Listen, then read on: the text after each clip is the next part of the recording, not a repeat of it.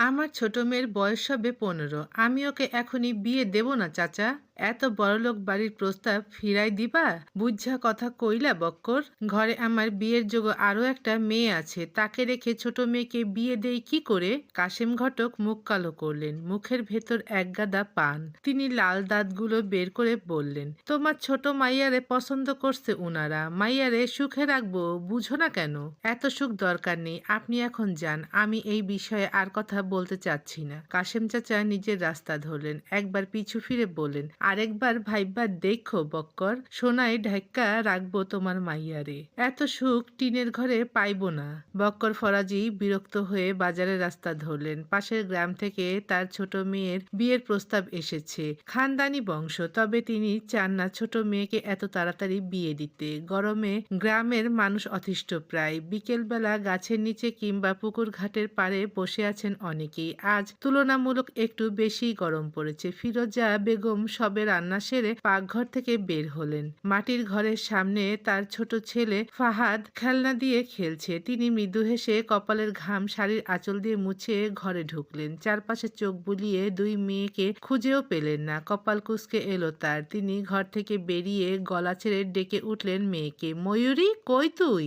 খানিকক্ষণ পর বাড়ির পেছন দিক থেকে এক কিশোরী মেয়ের পায়ের নুপুরের শব্দ কানে ভেসে এলো। তিনি পাশ ফিরে তাকাতেই ময়ূরী খিলখিল করে হেসে উঠল, হাতের শাপলাগুলো দেখিয়ে বলল, মা পুকুরে শাপলা ফুটেছে, দেখেছো তুমি? ফিরোজা বেগম চাপা দীর্ঘশ্বাস ফেলে মেয়ের নিকট এগিয়ে এলেন। মেয়েকে ভালো করে পর্যবেক্ষণ করে কোমরে হাত রেখে রাগ দেখিয়ে বললেন, পুকুরে কেন নেমেছিলি? মধু কোথায়? আপা তো বাড়িতে নেই মা, সে ঢঙ্গি গেছে কই? ময়ূরী জানে না বোন কোথায় গেছে। সে শাপলাগুলো ছোট ভাইয়ের সামনে রেখে উঠোনে সোজা হয়ে দাঁড়ালো। কলপাড়ের দিকে যেতে গিয়ে আবার পিছু ফিরে মায়ের ক্লান্ত বদন পানে তাকিয়ে বলল, ও মা, আমাকে একটা কাপড় বের করে দাও ঘর থেকে। ফিরোজা বেগম বিরক্ত হয়ে ঘরে ঢুকলেন। মেয়ের জন্য একটা কাপড় বের করে কলপাড়ে গিয়ে দিয়ে এলেন। ময়ূরী গোসল সেরে বের হলো। ছোট ভাই ফাহাদ বোনকে দেখে গুটি গুটি পায়ে এগিয়ে এলো উঠোনের মাঝখানে। ময়ূরী ভেজা জামা কাপড়গুলো দড়িতে ছড়িয়ে দিচ্ছিল। হঠাৎ শাড়ির আঁচলে টান লাগায় মাথা নিচু করলো। ছোট ভাইকে অমন মায়া মায়া চোখে ঠোঁট ফুলিয়ে তাকিয়ে থাকতে দেখে মুচকি হেসে কোলে তুলে নিল। গায়ে জায়গায় জায়গায় মাটি লেগে আছে। সে ভাইয়ের গাল টেনে দিয়ে বলল, তোকে কতবার পরিষ্কার করে দেব ভাই, এত মাটি দিয়ে খেলিস কেন? ফাহাদ বোনের গলা জড়িয়ে ধরে গালে ছোট করে চুমু খেলো। ময়ূরী হাসলো। বাচ্চাটা বলল, তুমি গোসল করছো? ময়ূরী মাথা নাড়ল। ফাহাদ বলল, চুলো বাইরে ঘুরতে যাই। ফিরোজা বেগম শলার ঝাড়ু হাতে নিয়ে মগে করে পানি একটু একটু করে উঠানে ছিটিয়ে দিচ্ছিলেন। ছেলের কথা কানে আসতেই বললেন, খবরদার কেউ বাড়ির বাইরে পা রাখবি না, তোর আব্বা জানলে রাগ করবেন। ময়ূরী লক্ষ্মী মেয়ের মতন মাথা নেড়ে ভাইকে নিয়ে তাদের বাড়ির পুকুর পাড়ে এলো। পুকুর পাড়ে বড় একটা আম গাছ আছে, আর সেই গাছে ময়ূরীর আব্বা একটা দোলনা বেঁধে দিয়েছেন। পুকুরের এক কোনায় তাদের ছোট একটা নৌকা বাঁধা। ময়ূরীদের বাড়িটা বেশি বড় নয়, এই তো বাড়ির পাশে একটা ছোট্ট পুকুর, উল্টো পাশে সবজির বাগান, আর বাড়িতে টিনের দুটো মাঝারি সাইজের ঘর, আর রান্নাঘরের সামনে একটা মাটির ছোট ঘর, মাঝে আছে উঠোন। কোন রকম টিনের ঘরের ছোট্ট একটা সোনার সংসার। ময়ূরীর বাবা বক্কর ফরাজি, তিনি পেশায় কৃষক হলেও বাজারে তার একটা চায়ের দোকান আছে, সেটা তিনি রাতের চালান। সংসারটা ভীষণ ছোট, দুই মেয়ে এবং এক ছেলে নিয়ে দুজনের ছোট্ট সংসার। বড় মেয়ে মধু, সে ইন্টার পরীক্ষা দিয়েছে এইবার। ছোট মেয়ে পঞ্চদশী দিলরুবা, তবে ভালোবেসে সবাই ময়ূরী বলে ডাকে। সে দশম শ্রেণীর ছাত্রী। আর একমাত্র ছেলে ফাহাদ, সে বাচ্চা বলতে গেলে একটা বিচ্ছু, বয়স সবে ৩। ময়ূরী ভাইকে নিয়ে দোলনায় বসলো। ফিরোজা বেগমের কিছু মনে পড়তে তিনি উঠোন ঝাড়ু দিতে দিতে আর চোখে ছেলে মেয়েদের দিকে তাকিয়ে বললেন, ময়ূরী, তোর আব্বা তো আজকে ক্ষেত দেখতে যায়নি, ভাইকে নিয়ে একটু পেছনের রাস্তা দিয়ে দক্ষিণ দিকের খেতে গিয়ে দেখ তোর আব্বা কই। ময়ূরী মাথা নাড়িয়ে ভাইকে কোলে তুলে নিল। বাগান পেরিয়ে বাড়ি থেকে বের হয়ে গ্রামের সরু রাস্তা ধরে দক্ষিণ পাড়ার ক্ষেতের দিকে রওনা হলো। তাদের মোট 4টা ক্ষেত, একটা দক্ষিণ পাড়া, একটা চেয়ারম্যান বাড়ির পাশে, আর বাকি 2টা চেয়ারম্যান বাড়ির পেছনে। সে জায়গাগুলো বিশাল বড়। ময়ূরী ক্ষেতের কাছে গিয়ে চারপাশে চোখ বুলালো। ধান ক্ষেতের মাথায় হালকা বাতাস দুলছে, কিন্তু তার বাবার কোথাও দেখা নেই। সে ফাহাদকে কোলে নিয়ে ক্ষেতের ধার ধরে হাঁটতে লাগলো। ফাহাদ মাঝে মাঝে বোনের গলা জড়িয়ে ধরে বলছে, আব্বা কুই আপা?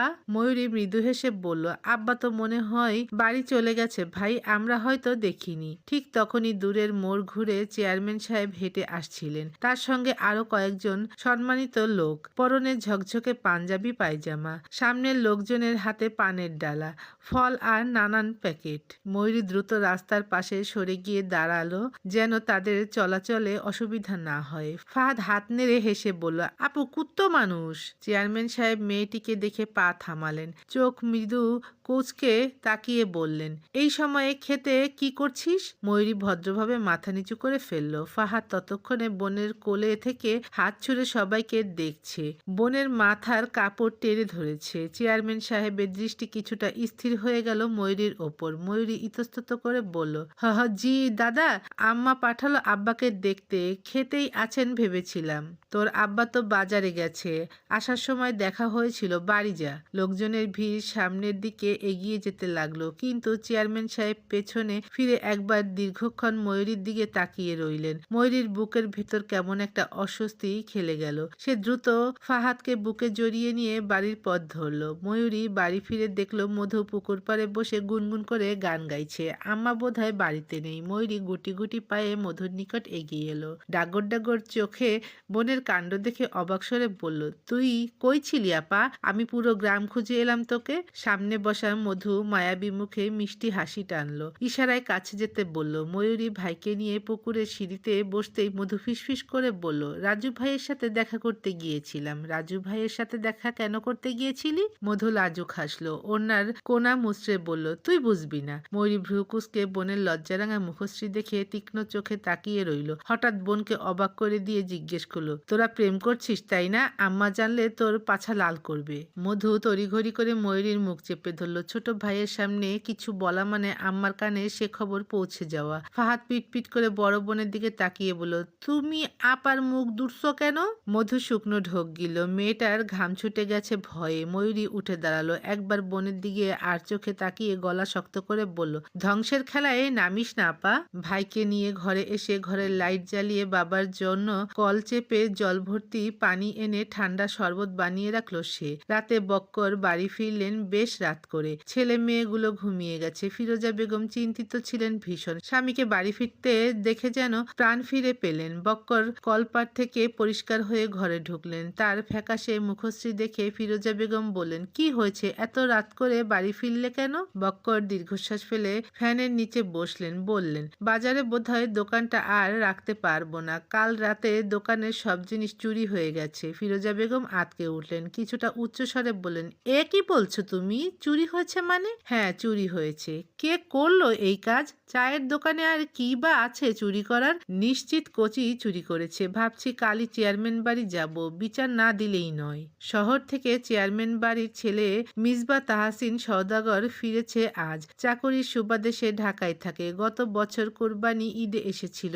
তারপর যে গ্রাম ছাড়লো আর পা বাড়ালো না এদিকে। চেয়ারম্যান বাড়ি হইচই লেগে গেছে। জমিদারের মতো বিশাল বাড়িখানায় আজ মানুষ দিয়ে গিজগিজ করছে। তাহসিন এসেছে বোনের বিয়ের জন্য। আজ পাত্রপক্ষ বোনকে দেখতে আসবে। আত্মীয়র মধ্যে বিয়ে হচ্ছে বিধায় তেমন কোনো চাপ নেই। তাহসিনের সাথে তার খালাতো ভাই আদনানও এসেছে। তারা দুজনই ঢাকায় থাকে। এত রাস্তা জার্নি করে দুজনেই বেশ ক্লান্ত। তাহসিনের মা অরুণিমা বেগম দুপুরের খাবার সার্ভ করছেন। তাহসিন ও আদনান ফ্রেশ হয়ে সবে খেতে বসেছে। নূপুর ভাইয়ের পাশে বসে আর চোখে মায়ের দিকে তাকিয়ে বলল, ভাই তুমি এবার অনেকদিন থাকবে না? তাহসিন খাওয়ার মাঝে গম্ভীর কণ্ঠে বলল, আছি। নূপুর খুশিতে গদগদ হয়ে বলল, তাহলে এবার একেবারে বিয়েটা করেই গ্রাম ছাড়বে? তাহসিন কোনো জবাব দিল না। নূপুর মুখ বাঁকিয়ে আদনানের দিকে তাকালো। আদনান দিন দুনিয়া ভুলে খাওয়ায় মন দিয়েছে। নূপুর নাক সিটকে বলল, আদনান ভাই তুমি এমন গরুর মতো খাচ্ছ কেন? আদনান বিরক্ত হয়ে নূপুরের দিকে তাকালো, কি সমস্যা তোর? তোর ভাই করল্লা খাইয়ে খাইয়ে আমার পেট খারাপ বানিয়ে ফেলেছে। কতদিন পর ভালো মন্দ খাচ্ছি তুই জানিস? ভাই তোমাকে করল্লা কেন খাওয়ায়? তোর ভাই 3 বেলা করল্লা দিয়ে ভাত খায়। শালা কিপটা, বাজারে গেলে কি কি যে কেনে তোর ধারণার বাইরে। নূপুর নখ কামড়ে ভাইয়ের দিকে তাকালো। ভাই তার করল্লা খাওয়া শুরু করেছে কবে থেকে? ভাইয়ের গম্ভীর মুখ দেখে জিজ্ঞেস করার সাহস হলো না তার। ছোট চাচার মেয়ে কনক কোত্থেকে যেন ফিরল বাড়িতে। খাওয়ার ঘর থেকে কথোপকথনের শব্দ কানে আসতেই উকি মেরে দেখলো তাহসিন এসেছে। খুশিতে চোখ দুটো চিকচিক করে উঠল। তাড়াহুড়া করে ঘরের ভেতর ঢুকতে গেলে নিচে পানি ভর্তি কলসির সাথে বাড়ি খেয়ে ঠাস করে নিচে পড়ে গেল। তার চিৎকারের শব্দ শুনে হতভম্ব হয়ে তাকালো সবাই এদিকে। নূপুর দৌড়ে এলো নিকটে। অরুণিমা বেগম বিচলিত হয়ে কাছে এগিয়ে আসতেই কনক ব্যথায় ডুকরে উঠল। নূপুর কনকের কোমরে হাত বুলিয়ে বলল, পড়ে গেলি কি করে? কনক কোমরে হাত রেখে নাক টেনে বলল, দরজার সামনে কলসি রেখেছে কে? আল্লাহ, আমার কোমরটা ভেঙে গেল। নূপুর চিন্তিত হয়ে মায়ের দিকে তাকালো। অরুণিমা বেগম মেয়ের সাহায্য নিয়ে কনককে উঠিয়ে টেবিলের সামনে চেয়ারে এনে বসালেন। কনক নাক টেনে টেনে তাহসিনের দিকে তাকালো। তাহসিন চোখ তুলে একবারও তাকালো না তার দিকে। অভিমান হলো কনকের। অরুণিমা বেগম বললেন, কিরে, বেশি ব্যথা পেয়েছিস? কনক মাথা নাড়িয়ে বলল, খুব। দেখে শুনে হাঁটতে পারিস না? তিনি দীর্ঘশ্বাস ফেলে তাহসিনকে বললেন, আব্বা আর কিছু নিবা? তাহসিন মাথা নাড়িয়ে না করলো। তিনি নূপুরকে বললেন, ভাইদের কিছু লাগলে এগিয়ে দিস, আমি একটু আসছি। অরুণিমা বেগম খাওয়ার ঘর থেকে বেরিয়ে গেলে কনক তাহসিনের দিকে তাকায়। কিছুটা অভিমানী গলায় বলে, তাহসিন ভাই কেমন আছেন? তাহসিন আর চোখে তাকায়, বলে, আলহামদুলিল্লাহ। আপনি জিজ্ঞেস করবেন না আমি কেমন আছি? আদনান মাছ থেকে কথা কেটে বলল, ভালো না থাকার কি আছে? এমন বাদরের মতো মুচড়াচ্ছিস কেন? কনক রেগে তাকালো, নাক ফুলিয়ে বলল, আমি তোমার সাথে কথা বলছি না, তুমি কেন বাহাত দিচ্ছ? বেয়াদব, বড়দের সাথে কিভাবে কথা বলতে হয় জানিস না? হঠাৎ তাহসিনের ফোনে একটা মেসেজ এলো। সে আর চোখে সেদিকে তাকিয়ে ওদের থামিয়ে দিল। হাত ধুয়ে চেয়ার ছেড়ে উঠে দাঁড়ালো। আদনানকে বলল, খেয়ে আমার ঘরে আয়, দরকার আছে। সন্ধ্যার সময় বাড়ির বড় ছেলে মাহাতাব সওদাগর ফিরল। সে বংশের বড় ছেলে, এবার এমপি হয়েছে, রাজনীতির সাথে জড়িত, লম্বা চওড়া শ্যামবর্ণের সুদর্শন পুরুষ, বয়স 33-এর ঘরে। তাহসিন ফিরেছে বলে সে তাহসিনের ঘরের দিকে রওনা হলো। তাহসিন কলে কথা বলছিল। মাহাতাবের কণ্ঠস্বর শুনতেই নিঃশব্দে কল কেটে দিল। মাহাতাব ভাইকে বুকে জড়িয়ে ধরতেই তাহসিনও হাত রাখলো পিঠে। কি খবর তাহসিন? তাহসিন মৃদু হেসে জবাবে বলল, ভালো চলছে, তোমার কি খবর ভাই? রাজনীতি নিয়ে আছি ভালোই। বাদ দে, খাইছিস রাতে? হ্যাঁ, তুমি খাওনি? খাইতে যাব এখন, পেটে ইঁদুর দৌড়াইতেছে, আমি খাইয়া আসতেছি। তাহসিন মাথা নাড়িয়ে সম্মতি জানালো। মাহাতাব প্রস্থান করতেই তাহসিন কপালে ভাঁজ ফেলল। ঠোঁট কামড়ে কিছুক্ষণ নীরব থেকে কি যেন ভাবলো, তারপর দীর্ঘশ্বাস ফেলে পুনরায় কল আলাপে ব্যস্ত হলো। ভোর সকাল, সবে আলো ফুটতে শুরু করেছে চারপাশে। আকাশে পাখিগুলো কিচিরমিচির শব্দ করে উড়ে বেড়াচ্ছে। চেয়ারম্যান বাড়ির বিশাল গেট পেরিয়ে বের হলো তাহসিন। প্রতিদিন সকালে তার হাঁটতে বের হওয়ার অভ্যাস আছে। প্রতিদিনের মতো আজও সে হাঁটতে বের হয়েছে। গায়ে হালকা ছাই রঙা একটা গেঞ্জি আর ট্রাউজার। সকালের মোহনায় পরিবেশ চোখে আটকে আসছিল। পশ্চিম দিকের পুকুর ঘাটের কাছে আসতেই হঠাৎ পা থেমে গেল তার। কপালে ভাঁজ ফেলে ঘাটের সিঁড়ির দিকে নজর যেতেই দেখতে পেল একটা ছোট বাচ্চা খিলখিল করে হাসছে। আর ঠিক তার সামনে এক অচেনা কিশোরী কন্যা ভেজা গায়ে শাপলা ছিঁড়ে এনে বাচ্চাটার সামনে রাখছে। গাঢ় নীল রঙের শাড়িটা ভিজে গেছে, মাথায় দুই পাশে বেনুনি গাঁথা লাল ফিতা দিয়ে, গালে এক অদ্ভুত রক্তিম আভা। মেয়েটা নিজেও বাচ্চাটার সাথে খিলখিল করে হাসছে। পায়ের নুপুরের শব্দে চারপাশটা অদ্ভুতভাবে থমকে আছে। তাহসিন কপাল কুঁচকে ফেলল। এই মেয়েকে, এই গ্রামের মেয়ে বলে তো মনে হচ্ছে না। চিনতে পারছে না সে। হঠাৎ মেয়েটা চোখ তুলে উপরে তাকালো। শ্যামবর্ণের অচেনা এক পুরুষকে দেখে কিছুটা ঘাবড়ে গেল সে। দুজনের চোখে চোখ পড়তেই তাহসিন নিজেও যেন বিব্রত হলো খানিক। বাচ্চাটা তাহসিনকে দেখে কেঁদে উঠল শব্দ করে। নীরবতা ছিন্ন করে বাচ্চাটার কান্নার শব্দ কানে গিয়ে বিঁধল। মেয়েটা চমকে উঠে ভাইকে বুকে টেনে নিতেই তাহসিন গম্ভীর কণ্ঠে বলল, কে তুমি? মেয়েটা শুকনো ঢোক গিলে ভাইকে কোলে নিয়ে উঠে দাঁড়ালো। তাড়াতাড়ি সিঁড়ি বেয়ে বাড়ির পথে পা বাড়ানোর সময় একবার পিছু ফিরে তাহসিনের কুঁচকে আসা চোখের দিকে তাকিয়ে বলল, দিলরুবা, আমি দিলরুবা ফরাজি। সকাল সকাল কোথায় গিয়েছিলি তুই? ময়ূরী কাচুমাচু করে ভেজা শরীরে দাঁড়িয়ে আছে উঠোনে। ফিরোজা বেগম রেগে তাকিয়ে আছেন মেয়ের দিকে। সকাল হতে না হতেই মেয়েটা উড়াল দিয়েছে। ময়ূরীকে কোনো উত্তর দিতে না দেখে তিনি ভীষণ রেগে গেলেন। হাতে রাখা লাঠিটা উঁচিয়ে বললেন, বলবি নাকি মেরে হাড্ডি গুঁড়ো করব? ময়ূরী আর চোখে ফাহাদের কান্না দেখে মিনমিন করে বলল, চেয়ারম্যান বাড়ির ঘাটে গিয়েছিলাম। কেন গিয়েছিলি? বাড়ি থেকে কেন বের হয়েছিস? হ্যাঁ, তোর আব্বা কি বলেছিল ভুলে গেছিস? পাখা গজিয়েছে? আম্মা, আমি কি দরকার ছাড়া কখনো বাড়ির বাইরে বের হই? ভোর সকাল বলে ভাইকে নিয়ে একটু বের হয়েছিলাম। পুকুরে শাপলা দেখে তোমার ছেলে গলা ফাটিয়ে চিৎকার শুরু করেছিল, তাই তো পুকুরে নেমেছিলাম। আজকেই শেষ, এমন দুঃসাহস আর দেখাবি না। যা গিয়ে পরিষ্কার হয়ে রান্নাঘরে আয় আমার সাথে। ময়ূরী আতকে উঠে বলল, রান্নাঘরে যাব কেন? রান্না শিখতে হবে না? শ্বশুর বাড়ি গিয়ে কি করবি? পানি সিদ্ধ করে ডিম ভেজে খাইয়ে দেবো আম্মা। পানি আবার সিদ্ধ করে কিভাবে? চুলায় গরম দিলেই সিদ্ধ হয়ে যায়। যায়। ফিরোজা বেগম কপাল চাপড়ে বিরক্ত হয়ে সরে গেলেন। মেয়ে দুটো হয়েছে একদম বদের হাড্ডি, বড়টা তো কোনো কথা শোনেই না, আর ছোটটা হয়েছে বাদর। ময়ূরী সকাল সকাল গোসল সেরে স্কুলে যাওয়ার জন্য তৈরি হলো। খাওয়া দাওয়া শেষে বাড়ি থেকে বেরিয়ে পাশের বাড়ি মানে তার চাচার বাড়ির সামনে এসে উচ্চস্বরে শবনমকে ডেকে উঠল। শবনম তার চাচাতো বোন, দুইজন একই ক্লাসে পড়ে। খানিকক্ষণ পর বাড়ির ভেতর থেকে শবনম বেরিয়ে এলো। মুখ দেখে মনে হচ্ছে ভীষণ রেগে আছে। ময়ূরী জিজ্ঞেস করার আগেই শবনম ঝাড়ি মেরে বলল, বা জীবন, আম্মা আবার শুরু করেছে চিল্লানি। দুজনে স্কুলের পথে পা বাড়িয়েছে। স্কুল বাড়ি থেকে কিছুটা দূরে। দুজনের গায়ে আকাশি রঙের বোরকা আর সাদা হিজাব। ময়ূরী চোখজোড়া তাক করলো শবনমের রাগান্বিত বদনখানায়। চাচি কেন বকেছে? আব্বা মদ গিলে কাল রাতে বাড়ি এসে ঝামেলা করেছে, তোরা শুনতে পাসনি? আমি তো ঘুমিয়েছিলাম। উফ, কলিজা ভাজা ভাজা করে ফেললো আব্বা। এই মানুষটা একটু শান্তি দিল না। ভাইও ঢাকায় যাওয়ার পর আর খোঁজ খবর নেয় না। অশান্তি আর অশান্তি। শবনমের বাবা বক্কর ফরাজির বড় ভাই। শবনম এবং লিটন দুই ছেলে মেয়ে তার। লিটনের বয়স 23। সে ইন্টার পরীক্ষা দিয়ে ঢাকায় চাকরি নিয়েছে বছর 3 আগে। আর শবনম পড়াশোনা করছে ময়ূরীর সাথেই। বাহাদুর ফরাজি নেশায় আসক্ত। কতবার বিচার হয়েছে তার ঠিক নেই। গ্রামের মানুষ ছি ছি করে তাকে নিয়ে। স্বামীর কারণে তার স্ত্রী বাড়ি থেকেও বের হতে পারেন না। কত মানুষ কত কটু কথা বলে, যা তার সহ্য ক্ষমতার বাইরে। ময়ূরী মৃদুস্বরে বলল, শবনম, তোর আম্মারে আমি কাল দেখেছিলাম কেমন কষ্টে মুখ ঢেকেছিল। চাচা তোকে মানুষ করছে না, উল্টো সর্বনাশ করছে। শবনম ঠোঁট কামড়ে চোখ নামিয়ে নিল। কিছুক্ষণ পর বলল, আম্মারে দেখলে বুক ফাইটটা কানতে ইচ্ছা করে। কেউ জানে না রাতে কেমন নরক যাপন করি আমরা, শুধু আল্লাহই জানে। তুই চিন্তা করিস না, একদিন সব ঠিক হয়ে যাবে। শবনম ম্লান হেসে বলল, সব ঠিক হয় না ময়ূরী, কিছু জিনিস কখনোই ঠিক হয় না। ওরা স্কুলে পৌঁছালো। প্রবেশদ্বার দিয়ে ঢুকতেই খেলার মাঠ থেকে ভেসে এলো ছাত্রদের হাসি ঠাট্টা। শবনম গিয়ে বেঞ্চে বসে বই বের করতে লাগলো, কিন্তু ময়ূরীর মন আজ অন্য জায়গায়। ভোর সকালে ঘাটে দেখা সেই অচেনা চোখ দুটো তার মাথায় ঘুরছে বারবার। ওর বুকের ভেতর অদ্ভুত কাঁপুনি হচ্ছে। সে দেখেছিল শ্যামবর্ণের সেই সুদর্শন পুরুষকে। সাহেব সাহেব একটা ভাব আছে লোকটার মধ্যে। হাতে ফোন নিয়ে গম্ভীরভাবে দাঁড়িয়েছিল সিঁড়ির উপরে। অদ্ভুত চোখে তার দিকেই তাকিয়েছিল লোকটা। ভীষণ অদ্ভুত সেই দৃষ্টির মানে। বিকেলবেলা ময়ূরীদের বাড়িতে চেয়ারম্যান সাহেব এলেন কচিকে সাথে নিয়ে। সাথে তার ছোট নাতি রুহুল এসেছে। ফিরোজা বেগম ব্যস্ত হয়ে হালকা নাস্তার ব্যবস্থা করলেন। বাড়ির উঠোনে বসেছেন সবাই। চেয়ারম্যান সাহেব গম্ভীর মুখে কচির দিকে তাকিয়ে বললেন, বক্কর যা বলেছে সব কথা সত্যি কচি? কচি চুপ করে রইল। বয়স বেশি নয়, 29-30 হবে। 2 বিয়ে করেছে। 2 বউ নিয়ে সংসার করতে গিয়ে নাজেহাল অবস্থা। দিনের বেলায় মিস্ত্রির কাজ করলেও রাতে চুরি করার স্বভাব আছে তার। গতকাল বক্করের দোকানে যা ছিল সব চুরি করেছে সে। চেয়ারম্যান সাহেবের ভয়ে আর মিথ্যা কথা বলতে পারল না সে। মাথা নিচু করে বলল, আমার ভুল হয়েছে, আর জীবনও চুরি করবো না। চেয়ারম্যান সাহেব ধমক দিয়ে উঠলেন, কতবার এই কথা বলেছিস তুই? জেলের ভাত খাওয়াতে হবে এখন তোকে।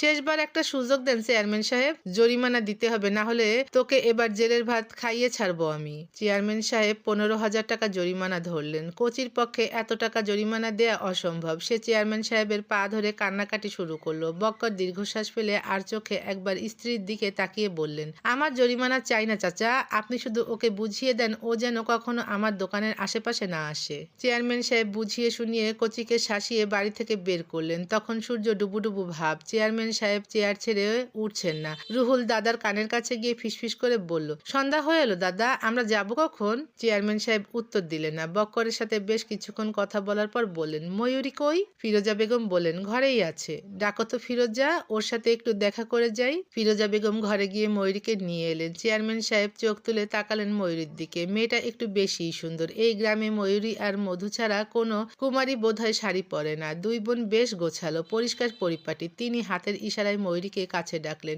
ময়ূরী কাছে এগিয়ে এসে সালাম দিল। চেয়ারম্যান সাহেব সালামের উত্তর নিয়ে বললেন, পড়ালেখা কেমন চলছে ময়ূরী? ভালোই যাচ্ছে দাদা, দোয়া করবেন, সামনেই পরীক্ষা। ভালো করে পড়, আমাদের বাড়ি গিয়ে ঘুরে আসিস। ময়ূরী মাথা নাড়ল। চেয়ারম্যান সাহেব উঠে দাঁড়ালেন। বক্করের সাথে কথা বলে বাড়ি থেকে বের হয়ে গেলেন। চেয়ারম্যান বাড়ি হইচই লেগেছে নুপুরের বিয়ে নিয়ে। 1 মাস পর বিয়ে, আর বাড়ির মানুষ এখন থেকেই আয়োজন শুরু করেছেন। চেয়ারম্যান বাড়িতে সদস্য সংখ্যা অনেক। চেয়ারম্যান সাহেব অর্থাৎ বোরহান সওদাগর, তার 3 ছেলে। মেজ ছেলে মারা গেছেন আরো 12 বছর আগে। বড় ছেলে রহমান সওদাগর, তিনি অসুস্থ, বিছানায় পড়েছে। ছোট ছেলে রমজান সওদাগর ক্ষেত খামারের দেখাশোনা করছেন বর্তমানে।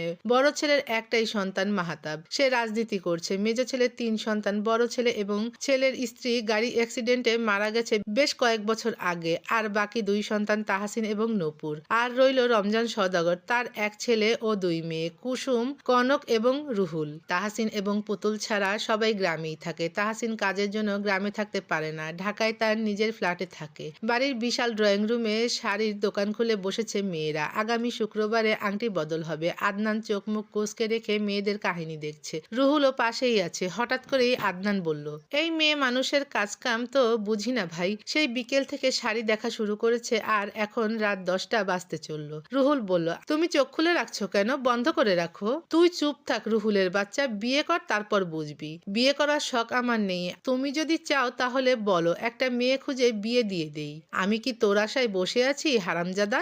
আমি আরো এক ধাপ এগিয়ে আছি। রুহুল চোখ কপালে উঠিয়ে আশ্চর্য হয়ে তাকালো আদনানের দিকে আর একটু শরীর ঘেঁষে ফিসফিস করে বলল, এই তুমি কারোর সাথে প্রেম করো না তো? আদনান লাজুক হাসলো। রুহুলের মনে হলো মেয়েদের মতো শুধু শুধু লজ্জা পাচ্ছে আদনান। আদনান বলল, একটা আছে, মানে যার কাছে পুতুলকে রেখে এসেছে তাহসিন। হিমিয়াপু? আদনান মাথা নাড়ায়। রুহুল নাকসিটকে বলে, ইস, হিমিয়াপু তোমার থেকে বয়সে বড়, জানো না তো? মানে তোমার আব্বা তোমার পুক্কি ভেঙে গলায় ঝুলিয়ে দিবে, জানো? আদনান বিরক্ত হয়ে নাক মুখ কুচকে সেখান থেকে উঠে দাঁড়ালো। হিমি তাদের টিমের একজন, বয়সে আদনানের থেকে 2 বছরের বড়। মেয়েটাকে সে পছন্দ করে চাকরিতে যোগ দেওয়ার পর থেকেই। সে দীর্ঘশ্বাস ফেলে আশেপাশে তাকিয়ে তাহসিনকে খুঁজেও পেল না। সে বাড়ির বাইরে বের হলো। তাহসিন বাগানে এসে সিগারেট ধরিয়েছিল। আদনানকে দেখতেই দুজন বাড়ি থেকে বের হলো অন্ধকারে নিশ্চুপে। রাত 10টা, মানে গ্রামে তখন গভীর রাত। প্রত্যেকটা বাড়ির লাইট বন্ধ হয়ে গেছে। ঘাট পেরিয়ে ওরা দুজন আর একটু সামনে আসতেই দুজন নরনারীর ফিসফিসিয়ে কথা বলার শব্দ শুনতে পেল। আদনান ভয়ে তাহসিনের হাত জড়িয়ে ধরে ভীতু কণ্ঠে ফিসফিস করে বলল, দেখ ভাই, আমি এখনো বিয়ে শাদী করিনি। এই অকালে ভূতে ঘাড় মটকালে আমার বউ বিধবা হয়ে যাবে। তাহসিন বিরক্ত হয়ে আদনানের হাত ঝাড়া মেরে ফেলে দিয়ে বলল, মূর্খ, এটা মানুষের কণ্ঠস্বর। অসম্ভব। এই রাত করে কে বটগাছের নিচে প্রেমালাপ করবে? তাহসিন দাঁত চেপে বলল, শালা চুপ করবি নাকি থাপড়ে মুখের আকার বদলে দেব?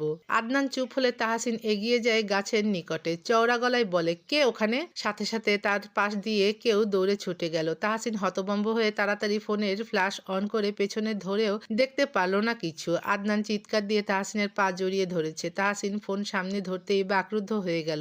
অস্পষ্ট স্বরে বলল, মধুমিতা? মধু ভয়ে কাঁপছে। মেম্বারের ছেলে রাজুর সাথে তার প্রেমের সম্পর্ক। দেখা করতে এখানে এসেছিল। ভয়ে চোখে পানি চলে এসেছে। তাহসিন গম্ভীর হলো। মুহূর্তেই দৃষ্টি নত করে আদনানের অবস্থা দেখে দাঁত চাপলো। উঠবি নাকি অন্য ব্যবস্থা নেব?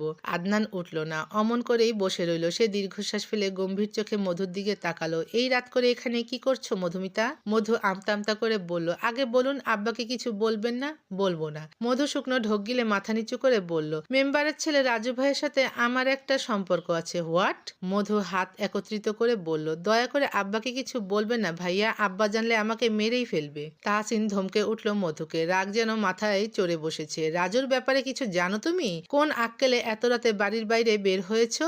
আবার বলছো আব্বাকে না বলতে? মধু ডুকরে উঠল ভয়ে। তাহসিন মাথা ঠান্ডা করে আদনানকে সাথে করে মধুকে ওর বাড়ি অবধি দিয়ে এলো। রাজুকে নিয়ে সাবধানও করলো, যত পারে তত যেন ওর থেকে দূরে থাকে। বক্কর চাচার মেয়ে যে এমন হবে সেটা তাহসিনের ধারণার বাইরে ছিল। তার আদর্শে বড় হয়ে কিনা মেয়ে কালো জগতে পা রাখছে। রাজু এই গ্রামের মেম্বারের ছেলে, বখাটে। গ্রামে মেয়েদের বিরক্ত করা ওর কাজ। আর সেই ছেলের সাথেই কিনা মধু প্রেমের সম্পর্কে জড়িয়েছে। পরের দিন ছিল শুক্রবার। সেদিন সকালে তাহসিন আদনানকে নিয়ে ময়ূরীদের বাড়ি এলো। বক্কর হাত মুখ ধুয়ে গামছা দিয়ে মুখ পরিষ্কার করছিলেন। এত সকাল সকাল তাহসিনকে দেখে ব্যস্ত হয়ে বারান্দায় চৌকিতে বসতে দিল। তাহসিন সালাম দিয়ে ভালো মন্দ জিজ্ঞাসা করলো। ফিরোজা বেগম রান্নাঘরে রান্না করছিলেন। তাহসিনকে দেখে চা বসিয়েছেন। বক্কর বললেন, গ্রামে কবে আসছো তাহসিন? কত বছর পর আমার বাড়িতে আসলা? তাহসিন বলল, পরশু এসেছি চাচা, ভাবলাম আপনার সাথে একবার দেখা করে আসি। ভালো করেছো। পুতুল ভালো আছে? তাহসিন মৃদু হাসলো। কণ্ঠে উদাসীনতা থাকলেও হেসে বলল, আল্লাহ ভালো রেখেছে চাচা, কিন্তু ও তো গ্রামে আসতে চায় না। বাড়িতে এলেই কান্নাকাটি করে, তাই ঢাকায় রেখে এসেছি। কি বলো এসব? এইটুকু মেয়ে একা ঢাকায় থাকতে পারবে? আমার এক বান্ধবীর কাছে আছে, আগামী শুক্রবারে চলে যাব ভাবছি। যাক ভালো। আদনান চৌকিতে পা উঠিয়ে বসে ময়ূরীদের পুরো বাড়িটা পর্যবেক্ষণ করেছে। ছোটখাটো একটা বাড়ি। ফিরোজা বেগম গলা ছেড়ে ছোট মেয়েকে ডাকছেন রান্নাঘরে। তাহাসিন আর চোখে ফিরোজা বেগমের দিকে তাকিয়ে বক্করকে বলল, চাচা মধুমিতার কি খবর, পড়াশোনা করছে? না আব্বা, ও উচ্চ মাধ্যমিক দিয়েছে এবার। ছোট মেয়েটার মতো ওর পড়াশোনা তেমন একটা ভালো নয়, সে পড়তে চায় না, ভাবছি এবার বিয়েটা নিয়ে ভাববো। তাহাসিন ভ্রুযুগল কুঁচকে বলল, ছোট মেয়ে মানে? ঠিক তখন ঘরের ভেতর থেকে এক কিশোরী কোমর সমান চুলগুলো হাত খোপা করতে করতে তাড়াহুড়ো করে ঘরের বাইরে বেরিয়ে এলো। রান্নাঘরের সামনে গিয়ে ঘুমু ঘুমু কণ্ঠে বলল, আম্মা একটা দিনও কি তুমি আমাকে শান্তিতে ঘুমাতে দিবা না? ফিরোজা বেগম ধমক দিয়ে বললেন, বাড়িতে মেহমান এসেছে আর তুই ঘরে নাক ডেকে ঘুমাচ্ছিস? এই সাত সকালে আবার কে এসেছে? ময়ূরী ঘাড় ঘুরিয়ে ঘরের বারান্দার দিকে কপালে গভীর ভাঁজ ফেলে তাকালো। তাহসিনের সাথে চোখাচোখি হতেই কিছুটা ঘাবড়ে গেল। পুকুর পাড়ে সেই লোকটা, অদ্ভুত চাহনির অচেনা পুরুষ। ফিরোজা বেগম 3 কাপ চা আর বিস্কুট ট্রেতে দিয়ে ময়ূরীর হাতে দিলেন। অন্য চুলায় তিনি রান্না বসিয়েছেন, যার জন্য তিনি উঠতে পারছেন না। ময়ূরী বারান্দার নিকট এগিয়ে এসে একটু ইতস্তত করে ট্রে নামিয়ে একে একে 3 কাপ চা দিল। বাবার হাতে দিল, তারপর আদনানের হাতে, শেষে কাপা কাপা হাতে কাপ এগিয়ে দিল তাহসিনের দিকে। ঠিক তখনই হাত ফসকে কাপটা সামনে হেলে গেল। গরম চা সোজা গিয়ে পড়ল তাহসিনের প্যান্টের গোপন অঙ্গে। তাহসিন দাঁত চাপলো। আদনান সঙ্গে সঙ্গে চেঁচিয়ে উঠল, গেল গেল গেল, হায় হায়, তোর বংশবিস্তারের ক্ষমতা শেষ। ময়ূরী ভয়ে আঁতকে উঠে 2 হাত মুখে চাপা দিল। হায় আল্লাহ, আমি ইচ্ছা করে করিনি। ময়ূরী হতভম্ব হয়ে তাহসিনের ধমক শুনে এক মুহূর্ত স্থির রইলেও পরক্ষণে আবার ওর প্যান্টের দিকে ঝুঁকে হাত বাড়াতে গেলে তাহসিন তাড়াতাড়ি ময়ূরীর হাত শক্ত করে চেপে ধরে থামিয়ে দিল। ময়ূরী তাড়াহুড়া করে বলল, হাত ধরলেন কেন? মুছতে দিন, না হলে পুড়ে যাবে তো। তাহসিন দাঁত চেপে বলল, আর একবার হাত বাড়ালে সত্যি বলছি খুব খারাপ হবে। ময়ূরী হকচকিয়ে হাত সরিয়ে নিল। চোখ বড় বড় করে তাকিয়ে আছে তাহসিনের দিকে, মুখ শুকনো, শ্বাস আটকে আসছে। আবার কি করতে যাচ্ছিল সে? লজ্জায় মুখ লাল হয়ে এলো হুঁশ ফিরতেই। আদনান বহু কষ্টে হাসি চেপে রেখেছে। ফিরোজা বেগম মুখ হাত দিয়ে ঢেকে তাকিয়ে আছেন। তার বুকের ভেতর কাঁপুনি শুরু হয়েছে। এই মুহূর্তে যদি চেয়ারম্যান সাহেব হঠাৎ এসে পড়তেন তবে তাদের মান সম্মান মাটিতে মিশে যেত। তাহসিন কপালে হাত দিয়ে দাঁত চেপে দীর্ঘশ্বাস ফেলল, কণ্ঠে বিরক্তি। এই মেয়েকে আর কারোর সামনে চা ধরতে দিয়েন না চাচা। ময়ূরী বলল, আমি আমি ইচ্ছা করে করিনি। তাহলে এখন ইচ্ছা করে আমার প্যান্টেই হাত মুছতে আসছিলে? তাহসিন তীক্ষ্ণ চোখে তাকিয়ে বলল। ময়ূরী লজ্জায় চোখ নামিয়ে নিল। ফিরোজা বেগম এবার চিৎকার করে উঠলেন, ময়ূরী ঘরে যা, এক্ষুনি ঘরে যা। ময়ূরীর চোখ নামিয়ে লজ্জায় মাথা নিচু করে দৌড়ে ঘরের ভেতর ঢুকে গেল। হৃৎপিণ্ড তখনও ধুকপুক করছে তার। আজই দ্বিতীয়বার ওই লোকটার সামনে এমন লজ্জাজনক অবস্থায় পড়ল সে। বক্কর অস্বস্তি গোপন করে তাহসিনের দিকে তাকালেন। বাবা, মেয়েটা ছোট, ভুল হয়েই গেল। তাহসিন মৃদু কপাল চুলকে গম্ভীর গলায় বলল, ভুল মানুষ মাত্রই হয়, ঠিক আছে, সমস্যা নেই। তাহসিন উঠে দাঁড়ালো। আর চোখে ঘরের জানালার দিকে তাকাতেই ময়ূরীর সাথে চোখাচোখি হয়ে গেল। মেয়েটা তাড়াতাড়ি আড়াল করে নিল নিজেকে। তাহসিন শুকনো ঢোক গিলে বক্করের থেকে বিদায় নিয়ে বাড়ি থেকে বের হলো। ভাবলো পুকুর থেকে গোসল সেরে বাড়ি ফিরবে, না হলে সবার হাজারটা প্রশ্নের উত্তর সে দিতে পারবে না। আদনান আজ লুঙ্গি পরেছিল, সেটা একপাশে ধরে হাঁটছে আর তাহসিনকে খোঁচাচ্ছে। ঘাটের কাছে আসতেই আদনান বলল, অনুভূতি কেমন ছিল বাবু? গরমে জ্বলেছে নাকি হাতের ছোঁয়ায়? তাহসিন গায়ের শার্টটা খুলে সিঁড়িতে রেখে হঠাৎ পিছু ঘুরে দাঁড়ালো। আশেপাশে একবার চোখ বুলিয়ে খপ করে আদনানের লুঙ্গিটা গিট ধরে টান দিয়ে খুলে ফেলে বলল, ছোঁয়াটা ভালো লেগেছে। বলেই ঝাঁপিয়ে পড়ল পুকুরে। আদনান চিৎকার দিয়ে তাড়াতাড়ি লুঙ্গি উঠিয়ে গলা ফাটিয়ে বলল, হারা, তোর কপালে বউ নেই, আমার ইজ্জত নিয়ে খেলছিস তুই? আদনানের কথা শেষ হতেই পেছন থেকে এক বয়স্ক মহিলা লাঠি ভর দিয়ে পাশ দিয়ে যাচ্ছিলেন। সামনে পা বাড়ানোর আগে আদনানকে উদ্দেশ্য করে বললেন, কালাচাঁদ দেখা ফালাইছি।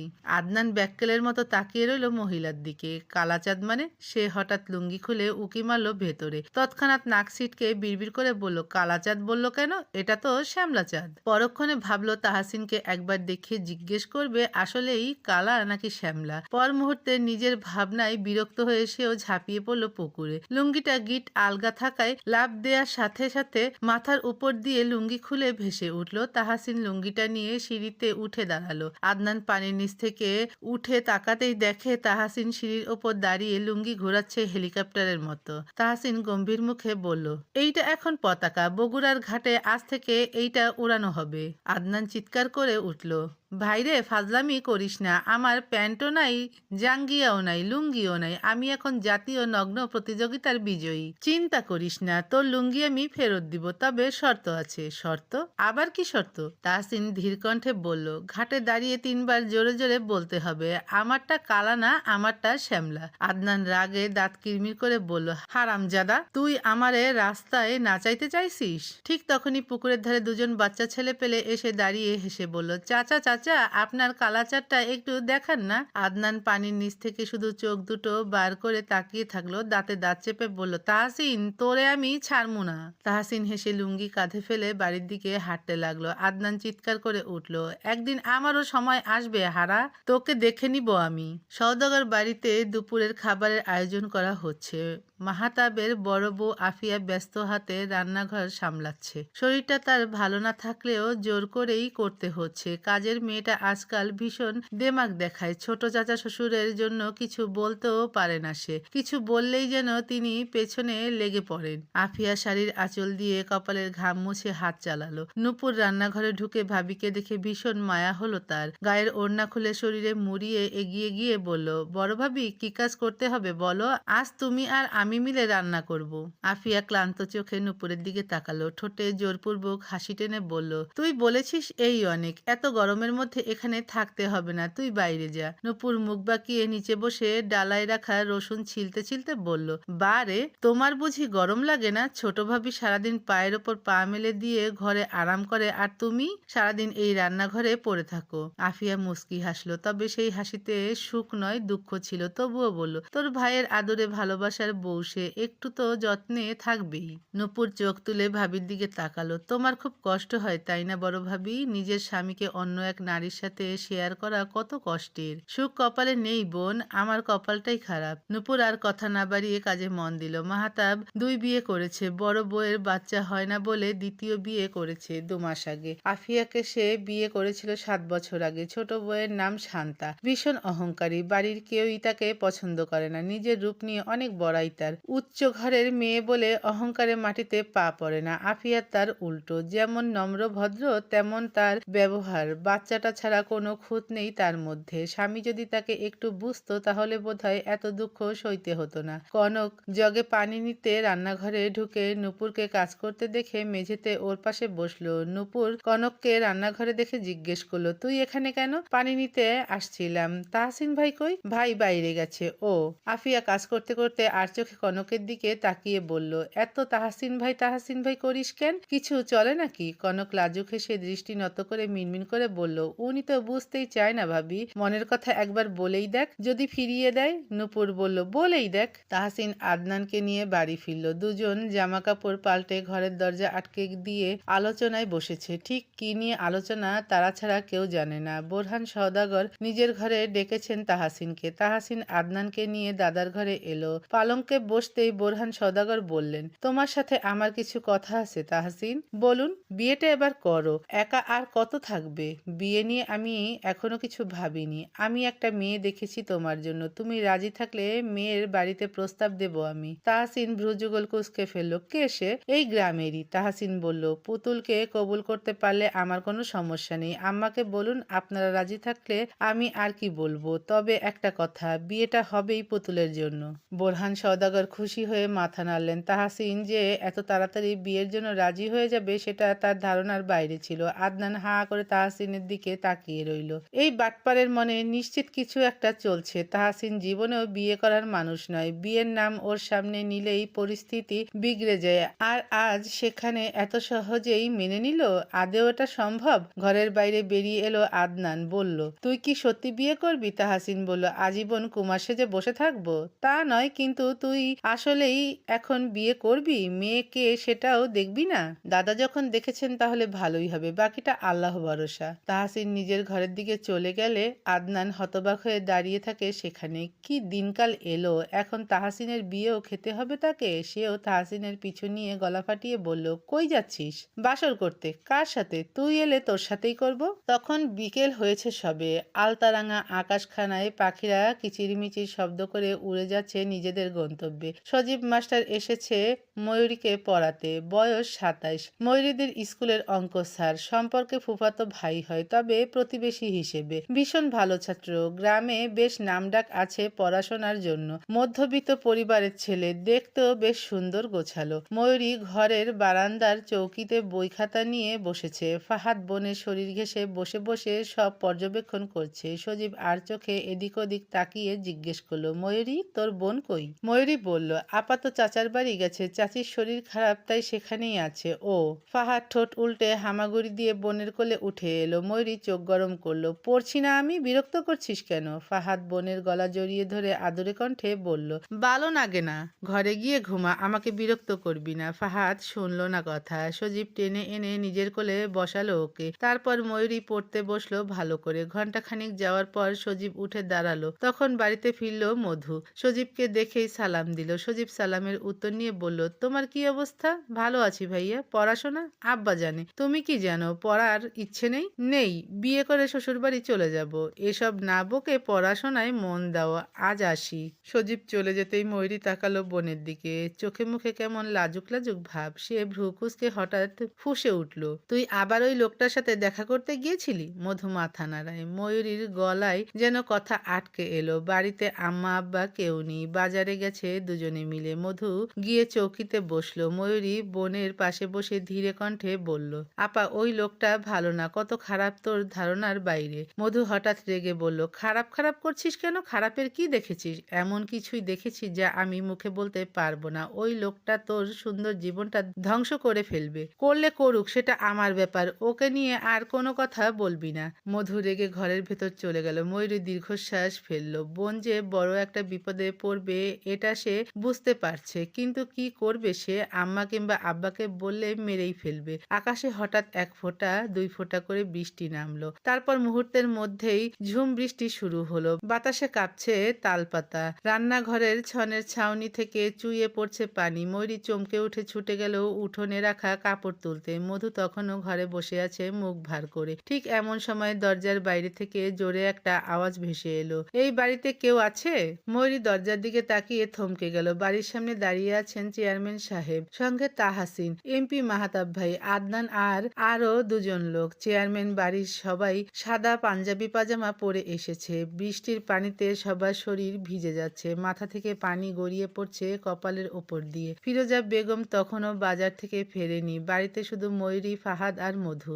দাদা, ভেতরে আসেন, বাইরে তো খুব বৃষ্টি। বোরহান সওদাগর গম্ভীর মুখে ভেতরে ঢুকে আসন নিলেন। তাহসিন, মাহতাব আর আদনানও ভেতরে ঢুকলো। তাহসিন হতবাক হয়ে দাদার দিকে তাকিয়ে আছে, চোখের ইশারায় কিছু যেন বলল, তবুও দাদা কোনো উত্তর দিলেন না। ময়ূরী আঁচল দিয়ে মাথা সহ শরীর ঢেকে দূরে দাঁড়িয়ে বলল, আব্বা আম্মা কেউ তো বাড়িতে নেই, কখন আসবে? চলেই আসবে বোধহয়। মধুমিতা বাড়িতে আছে? হ্যাঁ। ময়ূরী কি করবে বুঝে উঠতে পারল না। মধু তাহসিনকে দেখে নিজের ঘরে দরজা লাগিয়েছে ভয়ে। ময়ূরী আর চোখে তাহসিনের দিকে তাকালো। লোকটা দুদিন ধরে তাকে ঘুমাতে দিচ্ছে না। যখনই চোখের পাতা বন্ধ করে তখনই লোকটার গম্ভীর সুন্দর আননখানা চোখের সামনে ভেসে ওঠে। ময়ূরী ভ্রু কুঁচকে খুঁটিয়ে খুঁটিয়ে দেখলো তাকে। লম্বা চওড়া শ্যামবর্ণের লোকটাকে সাদা পাঞ্জাবিতে বেশ লাগে। লোকটা সুন্দর, একটু বেশি সুন্দর। সে শুকনো ঢোক গিলে লাজুক দৃষ্টি সরিয়ে নিল। ফাহাদকে আদনান কোলে নিয়ে নাক টানছে তো আবার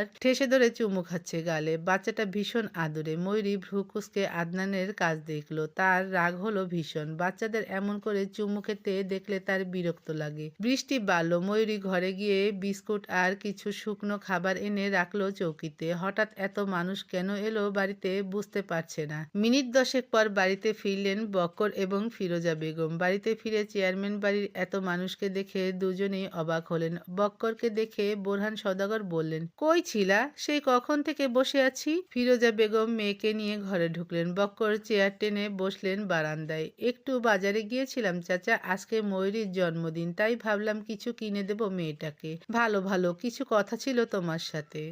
কি বললেন চাচা? দেখো, আমি ঘুরিয়ে পেঁচিয়ে কথা বলতে পারি না। আজ আমি তোমার কাছে একটা প্রস্তাব নিয়ে এসেছি। বক্কর আশ্চর্য হয়ে তাকিয়ে রইলেন। বোরহান সওদাগর বললেন, আমি তাহসিনের জন্য তোমার ছোট মেয়ের হাত চাইছি। ময়ূরীকে আমার নাতবউ হিসেবে বেশ পছন্দ। বক্কর স্তব্ধ হয়ে বসে রইলেন। এমন সময় চেয়ারম্যান সাহেবের এমন প্রস্তাব যেন কিছুতেই মানতে পারছেন না। তাহসিন হাত মুঠো করে কপালে ঠেকিয়ে মাথা ঝুঁকিয়ে রেখেছে। মাহতাব নিঃশব্দে হাত রাখল তাহসিনের কাঁধে। আজ দাদার ঘরে বেশ কথা কাটাকাটি হয়েছে তাহসিন আর দাদার মধ্যে। বক্কর চুপ করে রইলেন। কি বলবেন ঠিক বুঝে উঠতে পারছেন না। চেয়ারম্যান সাহেবকে মানা কি করে করবেন? তিনি শুকনো ঢোক গিলে কথা গুছিয়ে নিলেন। বললেন, মাফ করবেন চাচা, আমার মেয়ে এখনো অনেক ছোট। স্বামী সংসার বোঝার মতো বয়স তার হয়নি। পড়াশোনা করছে, করুক। এখন এই বিয়ের চাপটা আমি দিতে চাই না। বোরহান সওদাগর হাসলেন। তিনি জানতেন বক্কর এমনটাই বলবেন। তিনি বললেন, তোমার মেয়েকে পড়াবো আমি। একবার ভেবে দেখো, মেয়ে তোমার বাড়ির কাছেই থাকবে। যখন ইচ্ছে হবে তখনই দেখতে পারবে। আমার তাহসিনের মতো আর একটা যোগ্য পাত্র কই পাবে তুমি? বক্কর আর চোখে তাহসিনের দিকে তাকালেন। ঠিক কথাই বলেছেন, তাহসিনের মতো পাত্র তিনি পাবেন না। কিন্তু কি করবেন তিনি? মেয়েটা যে অনেক ছোট, আবার বড় মেয়েরও এখনো বিয়ে হয়নি। আমি মানছি এ কথা, কিন্তু আমার বড় মেয়েরও তো এখনো বিয়ে হয়নি, আপনি জানেন। বড় মেয়েকে ঘরে রেখে ছোট মেয়েকে বিয়ে দেই কি করে? বোরহান সওদাগর গম্ভীর হলেন। আমার প্রস্তাব দেয়ার ছিল, দিয়েছি। এখন তুমি রাজি না হলেও তোমার মেয়েকে আমি বাড়ির বউ বানিয়ে নিয়ে যাব। ইচ্ছে তোমার। জোর করে নিয়ে যাব নাকি নিজে থেকে বিয়েটা দিবে? আপনি ক্ষমতার জোর দেখাচ্ছেন আমাকে? দেখাচ্ছি। বক্কর কথা বাড়াতে পারলেন না। মাহতাব এই গ্রামের এমপি, বোরহান সওদাগর চেয়ারম্যান। অন্য গ্রামের প্রস্তাব ফিরিয়ে দিতে পারলেও চেয়ারম্যান বাড়ির প্রস্তাব প্রত্যাখ্যান করতে পারলেন না। হয়তো খারাপ কিছু হবে এই ভয়েই। বোরহান সওদাগর ঘাড় ঘুরিয়ে মাহতাবের দিকে তাকিয়ে বললেন, কাজী ডাকো মাহতাব। তাহসিন আশ্চর্য হয়ে বলল, আজকেই? হ্যাঁ, কিন্তু আমি সময় চেয়েছি দাদা। সময়ের দরকার নাই। বোরহান সওদাগরের সাথে যে দুজন লোক এসেছিলেন তাদের মধ্যে একজনের হাতে মিষ্টির প্যাকেট ভর্তি, আর একজনের হাতে দুটো শপিং ব্যাগ। তিনি ব্যাগ দুটো নিয়ে বক্করের হাতে ধরিয়ে দিয়ে বললেন, তোমার মেয়েকে তৈরি করো। বক্কর বললেন, একটু সময় নিলে হয় না? একটু বেশি তাড়াহুড়ো করে ফেলছেন না আপনি? আমার হাতে সময় নেই বক্কর। তোমার মেয়েকে নিয়ে চিন্তার কোনো কারণ নেই। সে তোমার বাড়ির পাশেই থাকবে। তাহসিন হঠাৎ বলে উঠল, তার আগে আমি একা ওর সাথে একটু কথা বলতে চাই। বক্কর দীর্ঘশ্বাস ফেলে উঠে দাঁড়ালো। বুকটা হু হু করছে মেয়েটার জন্য। এমন প্রভাবশালী লোকেদের সাথে তিনি পেরে উঠবেন না। হয়তো ভালো করতে যেয়ে মেয়েটার খারাপ করে ফেলবেন তিনি। বক্কর ভিতরে গিয়ে স্ত্রীকে সব খুলে বললেন। ময়ূরী শব্দ করে কেঁদে উঠছে বিয়ের কথা শুনে। তাহসিন বাইরে থেকে মেয়েটার কান্নার শব্দ শুনে রাগে চোখের পাতা বন্ধ করে ফেলল। কিছু বলতেও পারছে না, সইতেও পারছে না। বিয়েতে রাজি হওয়াটাই ভুল হয়েছে বোধহয়। ময়ূরীকে সাজানোর আগে তাহসিনের সাথে আলাদা করে কথা বলার সুযোগ করে দেয়া হলো। মধু নিজের ঘর ছেড়ে মায়ের ঘরে এসেছে। ময়ূরী আর তাহসিন মধুর ঘরে। ময়ূরী নাক টানছে বারে বারে। তাহসিন ভ্রু কুঁচকে মেয়েটার কান্না দেখছে। নাক মুখ ইতোমধ্যে লাল বানিয়ে ফেলেছে কিশোরী কন্যা। সে গম্ভীর হলো। লম্বা শ্বাস টেনে গমগমে কণ্ঠে বলল, কাঁদবে না আমার সামনে, চুপচাপ আমার কথা শোনো। ময়ূরী রাগে দৃষ্টি সরিয়ে মুখ ফুলিয়ে অন্যদিকে ফিরল। তাহসিন বলল, তুমি বয়সে আমার থেকে অনেক ছোট জানো। আমার বয়স 28, মানে তোমার থেকে 12 বছরের বড়। তুমি কি তোমার থেকে এত বছরের বড় লোককে বিয়ে করতে রাজি? রাজি না থাকলে বলো। ময়ূরী তাকালো তাহসিনের দিকে। আপনি তো বুড়ো, কয়েকদিন পর লাঠিতে ভর দিয়ে হাঁটতে হবে আপনার। আপনি কোন আক্কেলে আমার মতো সুন্দরী এক বাচ্চা মেয়েকে বিয়ে করতে চাইছেন? তাহসিন ভ্রু কুঁচকালো। তুমি সুন্দরী? অবশ্যই।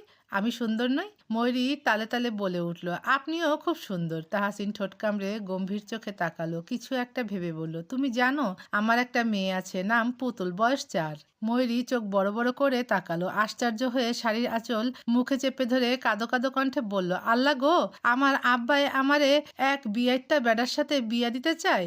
আমি আপনারে বিয়ে করবো না। তাহসিন কিছু বলার আগে ফিরোজা বেগম দরজায় শব্দ করে ভেতরে ঢুকলেন। উদাসী হয়ে তাহসিনকে বললেন, বাবা, তোমার কথা শেষ হলে ওকে এখন তৈরি করি। কাজী এসে গেছে, তোমার দাদাও তাড়া দিচ্ছেন। তাহসিন গম্ভীর হয়ে উঠে দাঁড়ালো। পাঞ্জাবি ঠিক করে ঘরের বাইরে যেতেই ময়ূরী মাকে জড়িয়ে ধরে হাউমাউ করে কেঁদে উঠল। সে বিয়ে করবে না, মানে করবেই না। ফিরোজা বেগম মেয়েকে বুঝিয়ে শুনিয়ে শান্ত করে তৈরি করে দিলেন। বিয়ে পড়ানোর সময় কাজী যখন কবুল বলতে বললেন তখন ময়ূরী চুপ করে বসেছিল। রাগে অভিমানে মা কিংবা বাবা কারোর সাথে কথা বলেনি। জেদ করে শেষে কবুল বলতেই সবাই একসাথে আলহামদুলিল্লাহ পড়লেন। কাজী বাইরে গিয়ে তাহসিনকে কবুল পড়ালেন। বিয়ে পড়ানোর পর তাহসিনকে মধুর ঘরে পাঠানো হলো। কিছুক্ষণ পর তারা রওনা হবে বাড়ির উদ্দেশ্যে। তাহসিন ঘরে ঢুকে দেখলো পালঙ্কে এক লাল টুকটুকে কিশোরী নববধূ মাথায় লম্বা ঘোমটা দিয়ে বসে আছে চুপটি করে। সে এগিয়ে গিয়ে পাশে বসলো। দুজনেই একদম চুপ। তাহসিন কপাল কুঁচকে একবার তাকালো নতুন বউয়ের দিকে। সদ্য ১৬তে পা দেয়া কিশোরী শেষে তার বধূ হলো। ভাবলেও কেমন বিরক্ত লাগে। মেয়েকে বড় করতে গিয়ে যৌবন শেষ, এখন বউকে বড় করতে গিয়ে দম শেষ হবে। ফাহাদ গুটি গুটি পায়ে ঘরে প্রবেশ করলো। কোমরে ২ হাত রেখে চোখ পাকিয়ে তাহসিনের তুমি আপার ঘরে কি কুড়ো? তাহসিন ফট করে তাকালো নিচে। ভ্রু কুঁচকে এলো তাকে দেখে। লিলিপুট একটা। ফাহাদ প্রশ্নের উত্তর না পেয়ে আবার বলল, আপার কাছে কি কুড়ো? তাহসিন গম্ভীর হয়ে বলল, তোমার আপা আমার বউ লাগে, বউয়ের সাথে প্রেম করতে এসেছি। প্রেম? প্রেম কি জানো না? ফাহাদ মাথা নাড়িয়ে না বুঝায়। তাহসিন হঠাৎ ময়ূরীর চিবুক উঁচিয়ে ধরল। ময়ূরী হকচকিয়ে তাহসিনের দিকে তাকানোর আগেই তাহসিন গাঢ় চুমু এঁকে দিল বউয়ের কপালে। ফাহাদ রাগে ফুঁসে উঠল। তাহসিন বলল, এটাকে প্রেম বলে। ফাহাদ দৌড়ে এসে বিছানার চাদর টেনে ধরে। বিছানায় উঠে ময়ূরীকে জাপটে জড়িয়ে ধরে বলল, খারাপ মানুষ আপারে চুমা দেয়? ময়ূরীর রাগে নাক ফুলছে। তাহসিন আর চোখে সেদিকে তাকিয়ে শটান হয়ে শুয়ে পড়ল বিছানায়। হাই হুতাশ করে বলল, কত শখ ছিল একটা যুবতী সুন্দরী মেয়েকে বিয়ে করব, কিন্তু কপালে জুটল এক পেতনি যে কিনা সারাদিন রেগেই থাকে। নতুন জামাই সামনে বসে আছে, একটাবার কি সালাম দিয়েছে? দেয়নি, উল্টো রাগে ফুঁসছে ফুসফুস করে। ময়ূরী কাঁদো কাঁদো চোখে লোকটাকে দেখলো। কত খারাপ ভাবা যায়, তাকে পেতনি বলছে এই লোক। ফাহাদ হামাগুড়ি দিয়ে তাহসিনের পেটের উপর উঠে বসলো। তাহসিন চোখ ছোট ছোট করে তাকালো, তুমি আমার দুলাভাই? তাহসিন মাথা নাড়ায়। ফাহাদ বলে, তাইলে টাকা দাও। তাহসিন আশ্চর্য হয়ে বলল, টাকা কেন দিব? আপা কুইছে দুলাভাইরা টাকা দেয়। কোন আপা বলছে? ফাহাদ হাত উঁচিয়ে ময়ূরীকে দেখিয়ে দিল। তাহসিন বলল, বিয়ে হয়েছে ১ ঘন্টাও তো হয়নি, এর মধ্যে পকেট খালি করতে চাইছে? আমার কাছে কোনো টাকা নেই। ফাহাদ ঠোঁট উল্টে বোনের দিকে তাকালো, চোখ ছলছল। ময়ূরীর রাগ হচ্ছে ভীষণ। তাহসিনকে যেন সহ্যই হচ্ছে না। তাহসিন পকেট থেকে মানিব্যাগ বের করে শালার হাতে ৫০০ টাকার ২টা নোট ধরিয়ে দিয়ে বলল, শালাবাবু এই টাকা দিয়া একটা বউ কিনা ঘরে আইনো কেমন? ফাহাদ খুশি হয়ে মাথা নাড়ায়। বিদায়ের সময় এলো। বৃষ্টি থেমেছে কিছুক্ষণ আগে। ফিরোজা বেগম মেয়েকে জড়িয়ে ধরে কাঁদছেন। ময়ূরী একটুও কাঁদল না, আর না কারোর সাথে একটা কথা বলল। বক্কর মেয়ের মাথায় হাত রেখে বললেন, আব্বা চাইনি এত তাড়াতাড়ি তোকে বিয়ে দিতে, কিন্তু পরিস্থিতির জন্য বাধ্য হয়েছে। মনে রাগ রাখিস না মা। ময়ূরী অভিমানী চোখে তাকিয়ে বলল, আমি আর কোনোদিন এই বাড়িতে পা রাখবো না আব্বা, তোমরা সবাই ভালো থেকো।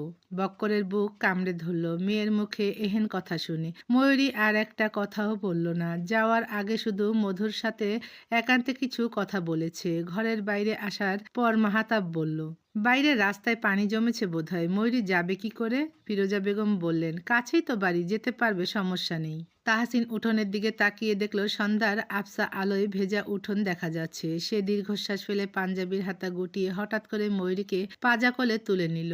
মেয়েটা ভয়ে শক্ত করে তাহসিনের গলা জড়িয়ে ধরল। সবাই কিছুটা ভরকালেও পরক্ষণে স্বাভাবিক হয়েছেন। বিদায় নিয়ে বাড়ি থেকে বেরোনোর পর দেখা গেল সত্যি রাস্তায় বেশ পানি জমেছে। ময়ূরী অস্বস্তি নিয়ে লেপ্টে আছে স্বামীর বুকে। তাহসিনের শরীর থেকে অদ্ভুত এক সুঘ্রাণ ভেসে আসছে, মাথা ধরে আসছে তার। লোকটার হাতের ছোঁয়া লেগে আছে শরীরে। ভীষণ অস্বস্তি হচ্ছে।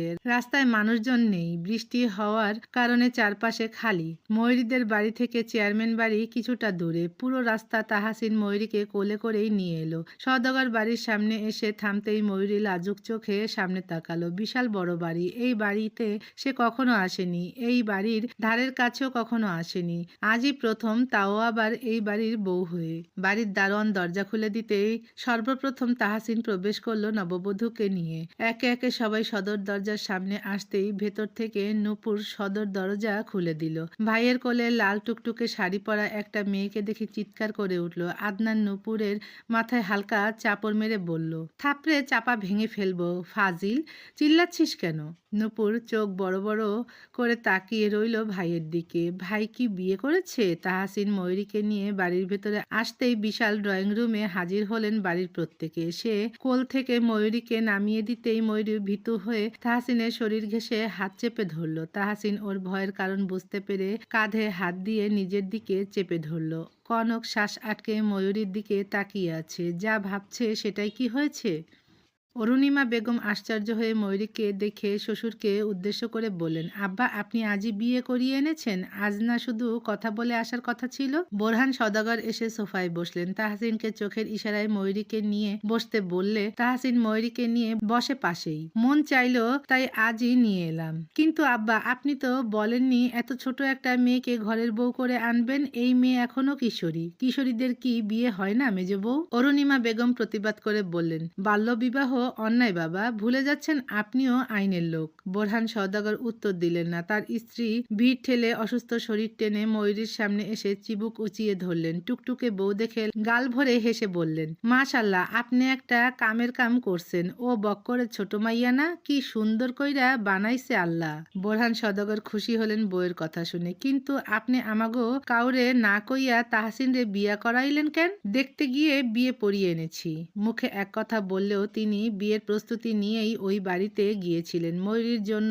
বিয়ের শাড়ি অবধি কিনে রেখেছিলেন আগে থেকেই। রজনী বেগম কথা না বাড়িয়ে আদনান আর রুহুলকে উদ্দেশ্য করে বললেন, তোরা ফুল কিনে আন যা, নূপুর আর কনক মিলা বাসর ঘর সাজাবি। আদনান আর রুহুল তৎক্ষণাৎ বাড়ি থেকে বের হলো। ময়ূরীর ভয়ে বুক ধুকপুক করছে। কাউকে সে চেনে না, সবাই কেমন করে তার দিকে তাকিয়ে আছে। আফিয়া এগিয়ে এসে ময়ূরীর পাশে বসে মিষ্টি হেসে বলল, আমার দেবরের বউ কিন্তু ভীষণ সুন্দর। দেবর শেষে সুন্দরী বউ ঘরে নিয়ে এলো। তাহসিনের মুখ গম্ভীর। ময়ূরী আর একটু গুটিয়ে নিল নিজেকে তাহসিনের সাথে। দূর থেকে কনক ছলছল চোখে তাকিয়ে আছে তাদের দিকে। এতদিনের যত্নে গড়া ভালোবাসা মুহূর্তের মধ্যে ভেঙে চূর্ণ বিচূর্ণ হয়ে গেল। এই যন্ত্রণার থেকে যেন মৃত্যু শ্রেয় ছিল। সে মুখ ঢেকে দৌড়ে নিজের ঘরের দিকে চলে গেল। মাহতাবের ছোট বউ শান্তা ময়ূরীর দিকে তাকিয়ে আছে প্রথম থেকেই। তার কেমন হিংসে লাগছে। মেয়েটা তার থেকেও হাজার গুণ বেশি সুন্দর, ভাবলেও শরীর জ্বলে যাচ্ছে। অরুণিমা বেগম শেষে দীর্ঘশ্বাস ফেলে নূপুরকে মিষ্টি আর পানি আনতে বললেন। নূপুর প্রস্থান করতেই রজনী বেগম তাহসিনার ময়ূরীর দিকে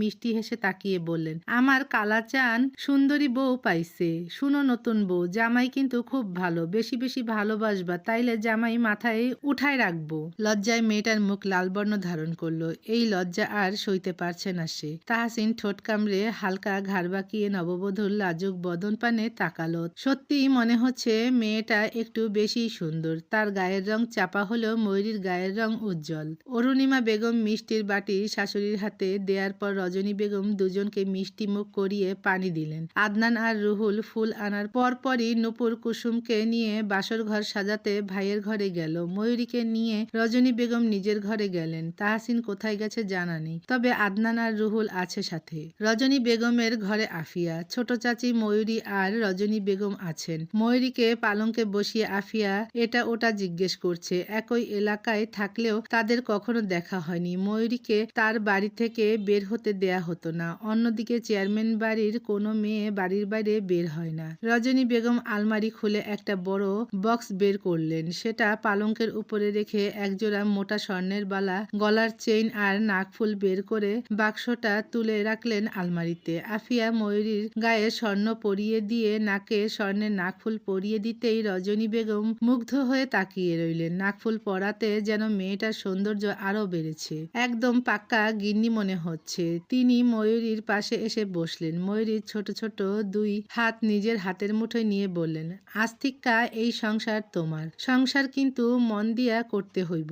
আফিয়া মুচকি হাসলো। ময়ূরী শুকনো ঢোক গিলে মাথা নাড়ালো। তিনি আবার বললেন, এই বংশে একটাই নাতির মাইয়া। তুমি মনে হয় জানো তাহসিনের একটা মাইয়া আছে। তোমারও মাইয়া হয়। ওর নাম জানো কি? ওর নাম পুতুল। পুতুলের মতোই দেখতে। তারে মায়ের মতো ভালোবাসো, বুঝলা? ময়ূরী সাহস করে জিজ্ঞেস করলো, ও কোথায়? ও ঢাকায়। ওর বাপে ওরে গ্রামে নিয়ে আসে না। মাইয়াডা গ্রামে আইলে মেলা কান্দে, তাই ঢাকায় রাখা আইছে। ময়ূরী ঠোঁট কামড়ে ধরলো। হাজারো প্রশ্ন মনের মধ্যে ঘুরপাক খাচ্ছে। এসবের উত্তর দিবে কে?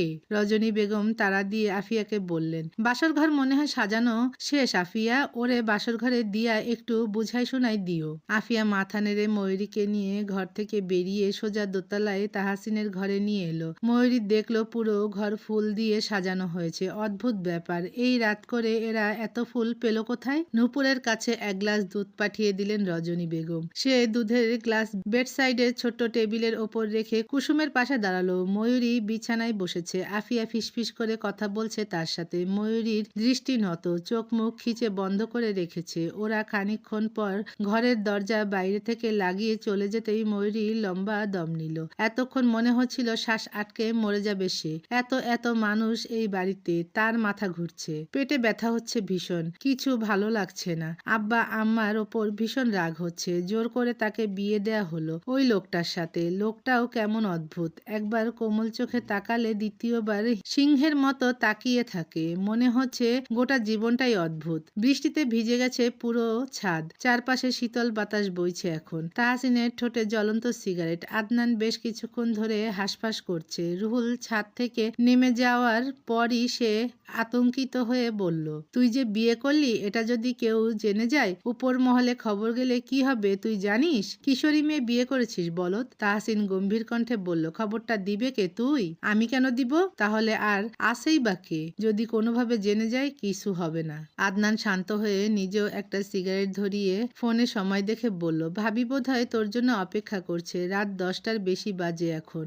বাসর রাত শেষ হলে বাসর ঘরে ঢুকবি নাকি? তাহসিন দীর্ঘশ্বাস ফেলে বলল, মেয়েটাকে জোর করা হয়েছে। দাদার ওপর মেজাজ খারাপ হচ্ছে ভীষণ। আজ কোনো রকম দেখে আসতে পারলে কাল সকালেই আমি ঢাকা চলে যেতাম। কিছু করার নেই, বিয়ে তো হয়ে গেছে। হলেই বাকি, ওই মেয়ে সংসারের কিছু বোঝে? সবকিছুর জন্যই সময় লাগে। সময় দে, আস্তে আস্তে ঠিক হয়ে যাবে।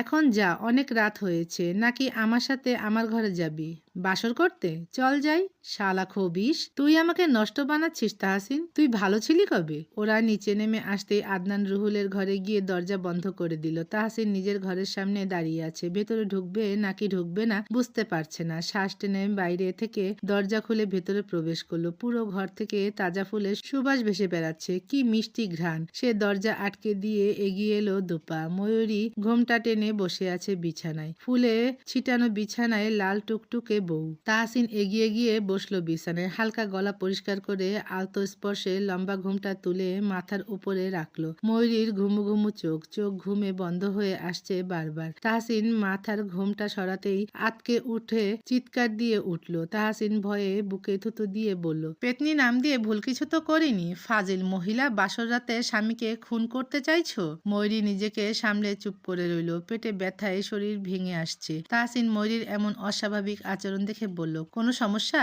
ময়ূরী লজ্জায় কথা বলতে পারল না। চোখে চিক চিক পানি টলমল করছে। তাহসিন কপাল কুঁচকে বোঝার চেষ্টা করলো। ব্যর্থ হয়ে জিজ্ঞেস করলো, বাড়ির কাউকে ডেকে দিব? ভাবিকে ডাকবো? ময়ূরী মাথা নাড়িয়ে সায় জানালে। তাহসিন বিছানা থেকে নামতে গেলে হঠাৎ চোখ যায় ময়ূরীর পাশে গোলাপি রঙের চাদরে। সে ফট করে তাকায় মেয়েটার দিকে। তাড়াতাড়ি বিছানা থেকে নেমে বলে, 10 মিনিট ওয়েট করো, আমি আসছি। তাহসিন সোজা বাড়ি থেকে বের হয়। বাজার বাড়ির কাছেই। আর বাজারে 3টা ওষুধের দোকান। সেখানে 2টা অনেক রাত অবধি খোলা থাকে। বেশি সময় লাগলো না তার। বাড়ি ফিরে ময়ূরীর হাতে ছোট একটা ব্যাগ দিয়ে বলল, ভাবি শাড়ি দিয়ে গেছে, যাও গোসল করে এসো। ময়ূরী বিছানা থেকে নামলো না। তাহসিন বুঝতে পেরে হঠাৎ মেয়েটাকে পাজা কোলে তুলে নিল। ময়ূরী ভয়ে আতকে উঠে বলল, আল্লাহ, কি করছেন আপনি? তাহসিন ওয়াশরুমের নিকট এগিয়ে গিয়ে ওকে নামিয়ে দিয়ে বলল, শোনো মেয়ে, আমি তোমার স্বামী। কখনো লজ্জা না করে যা সমস্যা হবে সব আমায় বলবে। এবার যাও গোসল করো, না হলে শরীর ধুয়ে বের হও। তাহসিন নতুন পাতলা শাড়িটা এনে ময়ূরীর হাতে ধরিয়ে দিল। ময়ূরী অবাক হয়ে দেখল তাকে। তাহসিন ঠেলে ওকে ওয়াশরুমে পাঠানোর পর বিছানার চাদর উঠিয়ে নতুন আরেকটা চাদর বিছিয়ে দিল। ময়ূরী ফ্রেশ হয়ে কোনো রকম শাড়ি পেঁচিয়ে বের হলো ওয়াশরুম থেকে। তাহসিন দেখলো গাঢ় নীল রঙের শাড়ি পরে বের হয়েছে মেয়েটা। চুল শুকনো, মানে শরীর ধুয়েছে। সে বিছানার চাদর নিয়ে ওয়াশরুমে ঢুকতে ঢুকতে বলল, ঘুমাও তুমি। আলমারি খুলে দেখো নতুন কাঁথা আছে। ময়ূরী শাড়ি ঠিক করে আলমারি খুলে কাঁথা বের করে বিছানায় শুয়ে পড়ল। মায়ের কথা খুব মনে পড়ছে। রাগারাগি করে তো এলো, কিন্তু আম্মাও যে কষ্ট পাচ্ছে। সুন্দর সহজ জীবনটা হঠাৎ বদলে গেল। এক কিশোরী সদ্য 16-তে পা দিয়েই বাবার বাড়ি ছেড়ে স্বামীর বাড়ি পা রাখলো, যেখানে সে কাউকে চেনে না। এমন একজনের সাথে বিয়ে হয়েছে যার একজন সন্তান আছে। চোখের কোনা বেয়ে চোখের জল গড়িয়ে পড়ল। নিঃশব্দে ফুঁপিয়ে উঠল সে। কি লেখা আছে আগামীতে? উচ্চ বংশের পুত্রবধূ হয়ে ভাগ্য খুলল, নাকি অন্ধকারে পা রাখল সে? কে জানে এই কিশোরীর ভাগ্যে কি আছে, কি হবে কিংবা কি হতে চলেছে। তখন রাত 11টা ছাড়িয়েছে। তাহসিন ওয়াশরুমে বসে বসে বউয়ের কাপড় আর বিছানার চাদর ধুচ্ছে। ঘরের বারান্দায় 2টা দড়ি আছে, সেখানে ছড়িয়ে দিবে ভাবলো। সব ধুয়ে পরিষ্কার করে গোসল সেরে বের হলো সে। তারপর ব্যালকনিতে গিয়ে শাড়ি আর চাদর ছড়িয়ে দিয়ে দরজা আটকে ঘরে এলো। দেখলো ময়ূরী বিছানার এক কোনায় গুটিয়ে শুয়ে আছে। ঘুমিয়ে গেছে বোধহয়। সে ঘরের লাইট বন্ধ করে ড্রিম লাইট জ্বালিয়ে দিল। আবছা আলোয় ঘরটা ঘিরে আছে।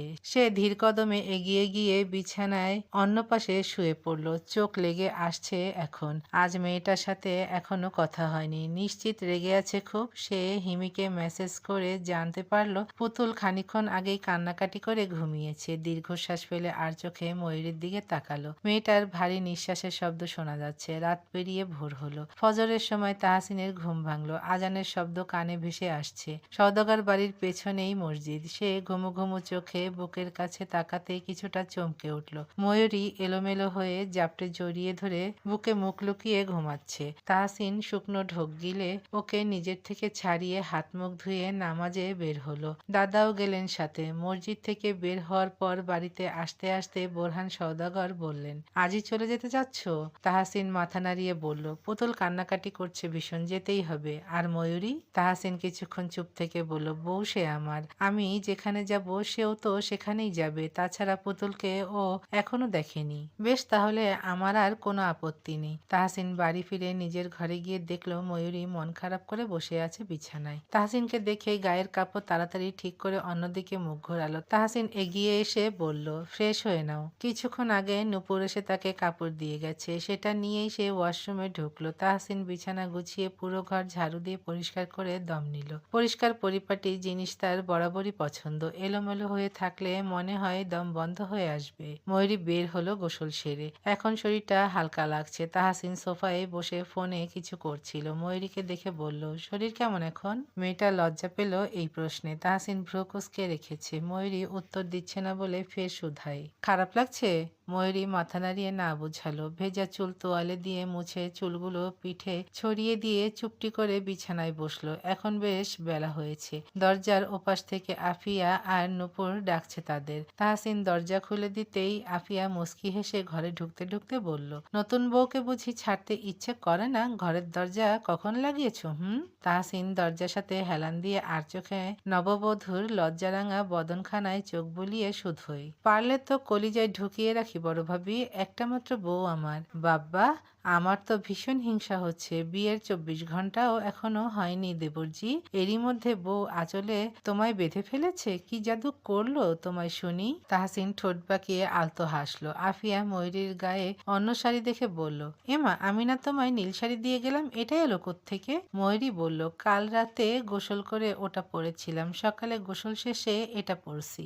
আফিয়া অদ্ভুতভাবে ঠোঁট কামড়ে হেসে তাহসিনের দিকে তাকালো। তাহসিন খানিকক্ষণ পর ভাবির দৃষ্টির মানে বুঝে খুক খুক করে কেসে উঠল। কিছু না করেও চোর হওয়ার যে ব্যাপারটা। আফিয়া হালকা শব্দ করে হেসে ময়ূরীকে নিয়ে ঘরের বাইরে যেতে যেতে বলল, স্বামীকে তো প্রথম দিনই পাগল বানিয়ে ফেলেছ তুমি, সোনায় বাঁধা কপাল তোমার। ওরা ঘর থেকে বেরোলো। তাহসিন কপাল চাপড়ে বিড়বিড় করলো, মাথা মোটা মেয়ে একটা। সে ফোন নিয়ে ঘরের দরজা লাগিয়ে ঘর থেকে বেরোলো। রজনী বেগম পান নিয়ে বসেছেন সকাল সকাল। আফিয়া ময়ূরীকে নিয়ে রান্নাঘরে আসতেই রজনী বেগম নতুন বউকে দেখে হাসলেন, আর চোখে ভেজা চুল দেখে মুচকি হেসে বললেন, জামাই ভালোবাসে নাই ঠিক মতো? ময়ূরী মাথা নিচু করে রেখেছে। কাল থেকে এসব কথা শুনতে শুনতে বিরক্ত সে, তবুও যেন কেউ পিছু ছাড়ছে না। দাদি শাশুড়ি হিসেবে রজনী বেগম বেশ মজা করেন। হঠাৎ পেছনে তাহসিনকে দেখে অবাক হয়ে বললেন, কি ভাই, বউরে ছাড়া কি ভালো লাগে না? তাহসিন দুপা এগিয়ে এসে বলল, তুমি আমার বউকে লজ্জা দিচ্ছ কেন? ও মা, লজ্জা দিমু কেন? আমারে রাইখা নতুন বউ নিয়া কাল রাইতে আসিলা, আমার কি হিংসা হয় না? সকাল সকাল তোমার বউ গোসল কইরা নতুন রূপ নিয়া হাজির হইছে, আমার তো মেয়ালা জ্বলতাছে ভাই। এবার যেন তাহাসিনও বেশ লজ্জা পেল, বউকে বাঁচাতে সে নিজেই ফেসে গেছে। সে আমতা আমতা করে বলল, যাই হোক, ওকে ঘরে নিয়ে যাচ্ছি আমি। তাহাসিন ময়ূরীর হাত ধরার আগেই রজনী বেগম সামনে এসে দাঁড়ালেন। তাহসিনকে তীক্ষ্ণ চোখে পর্যবেক্ষণ করে বললেন, রাইত তো তোমার কাছেই আসিল, মন কি ভরে নাই? এখন ওরে ঘরে নিয়ে যাওয়া যাইব না, আজকে ওই বাড়ির সবার লাইগা রানবো। ও কোনো রান্না করবে না দাদি, বাড়িতে কি মানুষের অভাব পড়েছে? ওর শরীর ভালো না, ওকে ঘরে যেতে দাও। আফিয়া বুঝলো দাদি এখন লাগাম ছাড়া কথা শুরু করবেন। সে সুযোগ বুঝে রান্নাঘর থেকে বেরিয়ে গেল সবজি আনতে। ময়ূরী এক কোনায় দাঁড়িয়ে আছে। দাদি বললেন, আমরাও এই দিন পার কইরা আইছি ভাই, তুমি যাও, কিছু হইব না। ময়ূরী এবার সাহস করে বলল, আমি তো রান্না করতে পারি না। রজনী বেগম চোখ কপালে উঠিয়ে পিছু ফিরলেন। রানতে পারো না? গ্রামের মাইয়া হইয়া কাম শিখো নাই? আম্মা তো আমাকে রান্না করতে দেয়নি কখনো, আমি আমার ছোট ভাইকে রাখতাম আর আম্মা কাজ করতো। এখন এডি কইয়া লাভ নাই বউ, বিয়া হইছে, কামকাজ শিখো। তাহসিন বুঝলো দাদি ছাড়ার পাত্রী নন। সে তার পরনের কালো শার্টের হাতা গোটাতে গোটাতে বলল, ঠিক আছে, মানলাম তোমার কথা, ও রান্না করবে, এবার তুমি বের হও এখান থেকে। তুমি কি করবে এই জায়গায়? তাহসিন ময়ূরীর নিকট এগিয়ে এসে বলল, আমি তো আগেই বলেছি দাদি, ও শরীরটা ভালো না, এখন যেহেতু রান্না করতেই হবে তাহলে আমি হেল্প করছি। রজনী বেগম খুশি হলেন দুজনের মোহাব্বত দেখে। তিনি মুচকি হেসে প্রস্থান করতেই তাহসিন ময়ূরীর দিকে তাকালো। মেয়েটার মুখ শুকনো শুকনো। রান্নাঘরে গরুর মাংস আগে থেকেই কেটে রাখা হয়েছে, মশলা যা দরকার সব রেডি করে রাখা। তাহসিন বাইরে গিয়ে ছোট একটা টুল এনে রাখলো পাশে। ময়ূরীকে সেখানে বসিয়ে দক্ষ হাতে রান্নার কাজ চালালো। ময়ূরী ড্যাব ড্যাব করে তাকিয়ে থেকে সব দেখলো। লোকটা যে রান্নাও জানে এটা সে ভাবতেই পারেনি। লোকটা আজ কালো রঙের শার্ট আর কালো ট্রাউজার পরেছে, শ্যামবর্ণের হলেও নজর আটকে যায়। তাহসিন কাজে ব্যস্ত। ময়ূরী মাথায় ঘুমটা ভালো করে টেনে বলল, আপনি রান্না কিভাবে শিখেছেন? তাহসিন কাজের ফাঁকেই বলল, আমি সব পারি। আমার কাজ আপনি কেন করছেন? কারণ আমার বউ অসুস্থ। মেয়েটা লজ্জা পেল একটু। লোকটা সেই তখন থেকে বউ বউ শুরু করেছে। ময়ূরীকে তাহসিন একটা কাজও করতে দিল না। সে নিজেই রান্না বসিয়ে দিয়ে বড় একটা গোল বাটিতে পানি নিয়ে সেখানে শসা, টমেটো, লেবু আর কাঁচামরিচ নিয়ে মেঝেতে ময়ূরীর সামনে বসলো। পাশে দুইটা কাচের ছোট সাইজের প্লেট রেখে শসা ছিলতে ছিলতে বলল, অবাক হচ্ছ আমাকে দেখে? ঢাকায় আদনান, পুতুল আর আমি একাই থাকি। পুতুল আমার হাতের রান্না ছাড়া খেতে পারে না বলে কাজের বুয়া রান্না ছাড়া বাকি কাজগুলো করে চলে যায়। রান্নাটা বহু বছর আগেই শিখেছিলাম হোস্টেলে থাকতে। আম্মা বলে আমার হাতের রান্না নাকি ভীষণ মজা। শোনো মেয়ে, আজ রান্না করেছি বলে সবসময় রান্না করতে পারবো না, আমার অফিস আছে, ব্যস্ত থাকি, তাই সংসার তোমাকেই সামলাতে হবে, বুঝলে? ময়ূরী মন দিয়ে তাহসিনের কথা শুনছিল। কি সুন্দর করে কথা বলে লোকটা। শ্যামবর্ণের এই পুরুষ সব দিকেই পারফেক্ট মনে হলো তার। সে মাথা ঝাঁকিয়ে সম্মতি দিল। তাহসিন আলতো হাসলো। একটা শসা কেটে ভালো করে ধুয়ে ময়ূরীর হাতে দিয়ে বলল, তুমি হয়তো বিয়েটা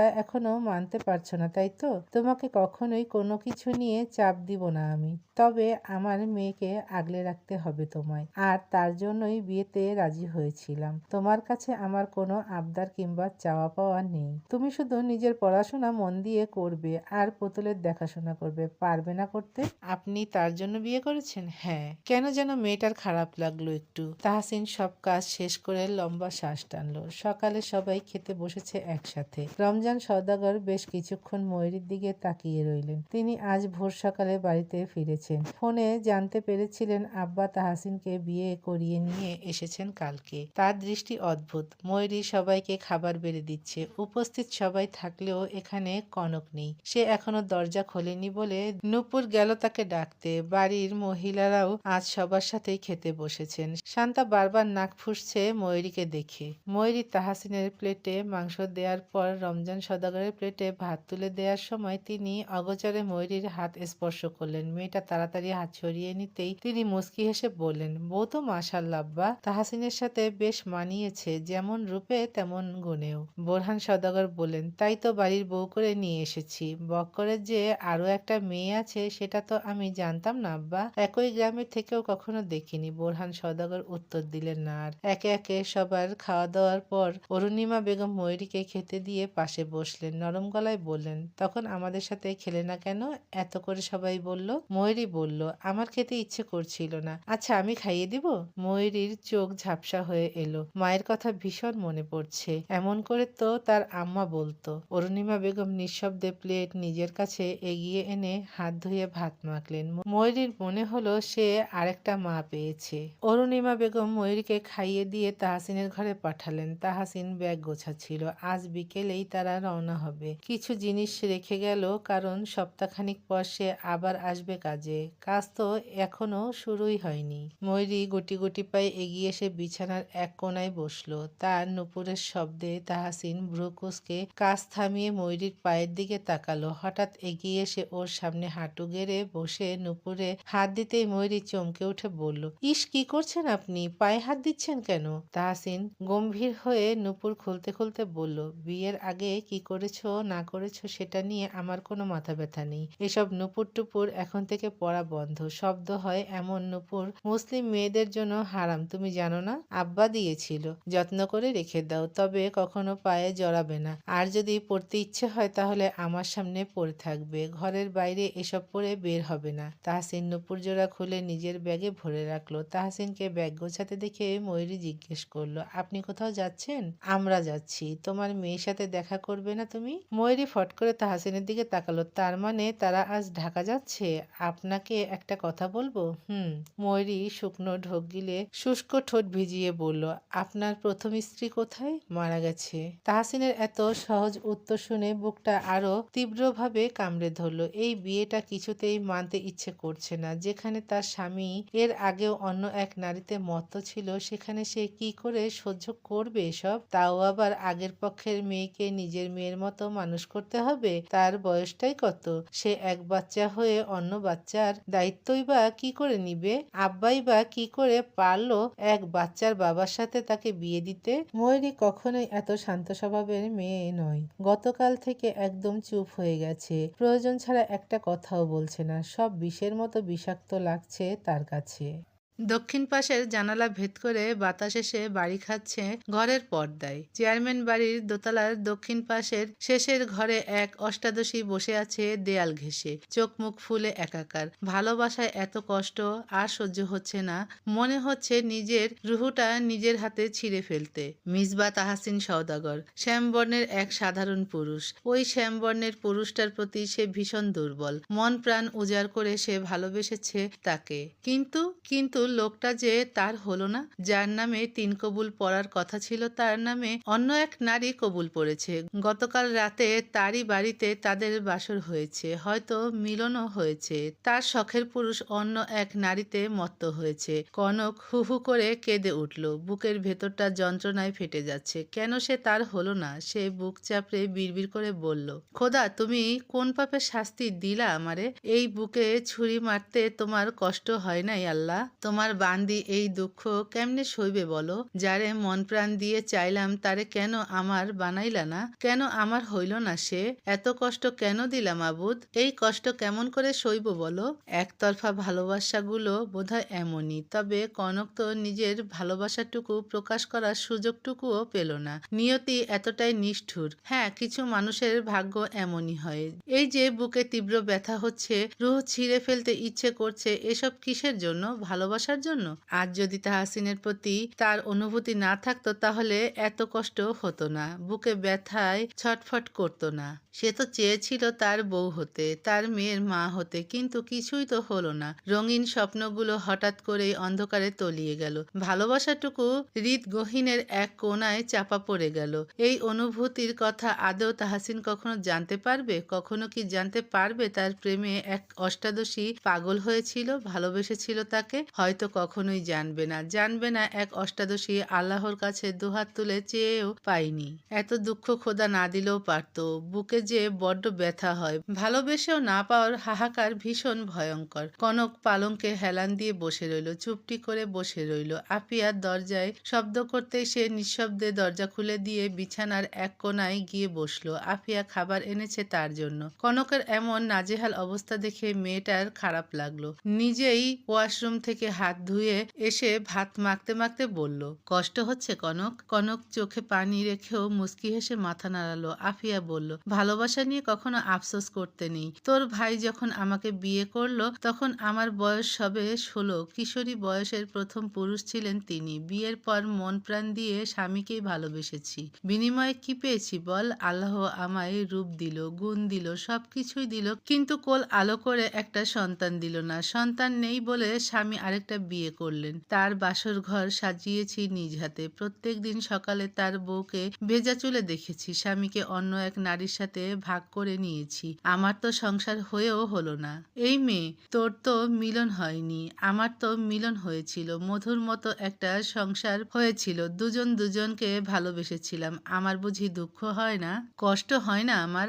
আমি তো দেখি না আমার জন্য কারোর পরাণ পড়ে। কিসের এত দুঃখ তোর? কনক ভাবির কথা শুনে কথা বলতেই ভুলে গেল। এই দুঃখের সান্ত্বনা হয়? কি বলেই বা সান্ত্বনা দিবে সে?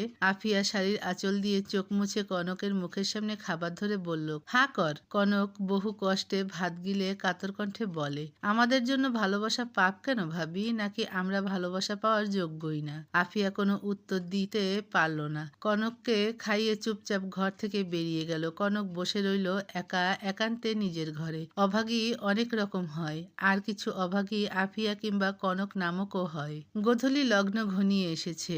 বাস ছাড়বে সন্ধ্যা 7টায়। তাহসিন বাজারে গিয়েছিল একটা বোরকার দোকানে। ছোট বউটার জন্য একটা বোরকা কিনে নিয়ে এসেছে।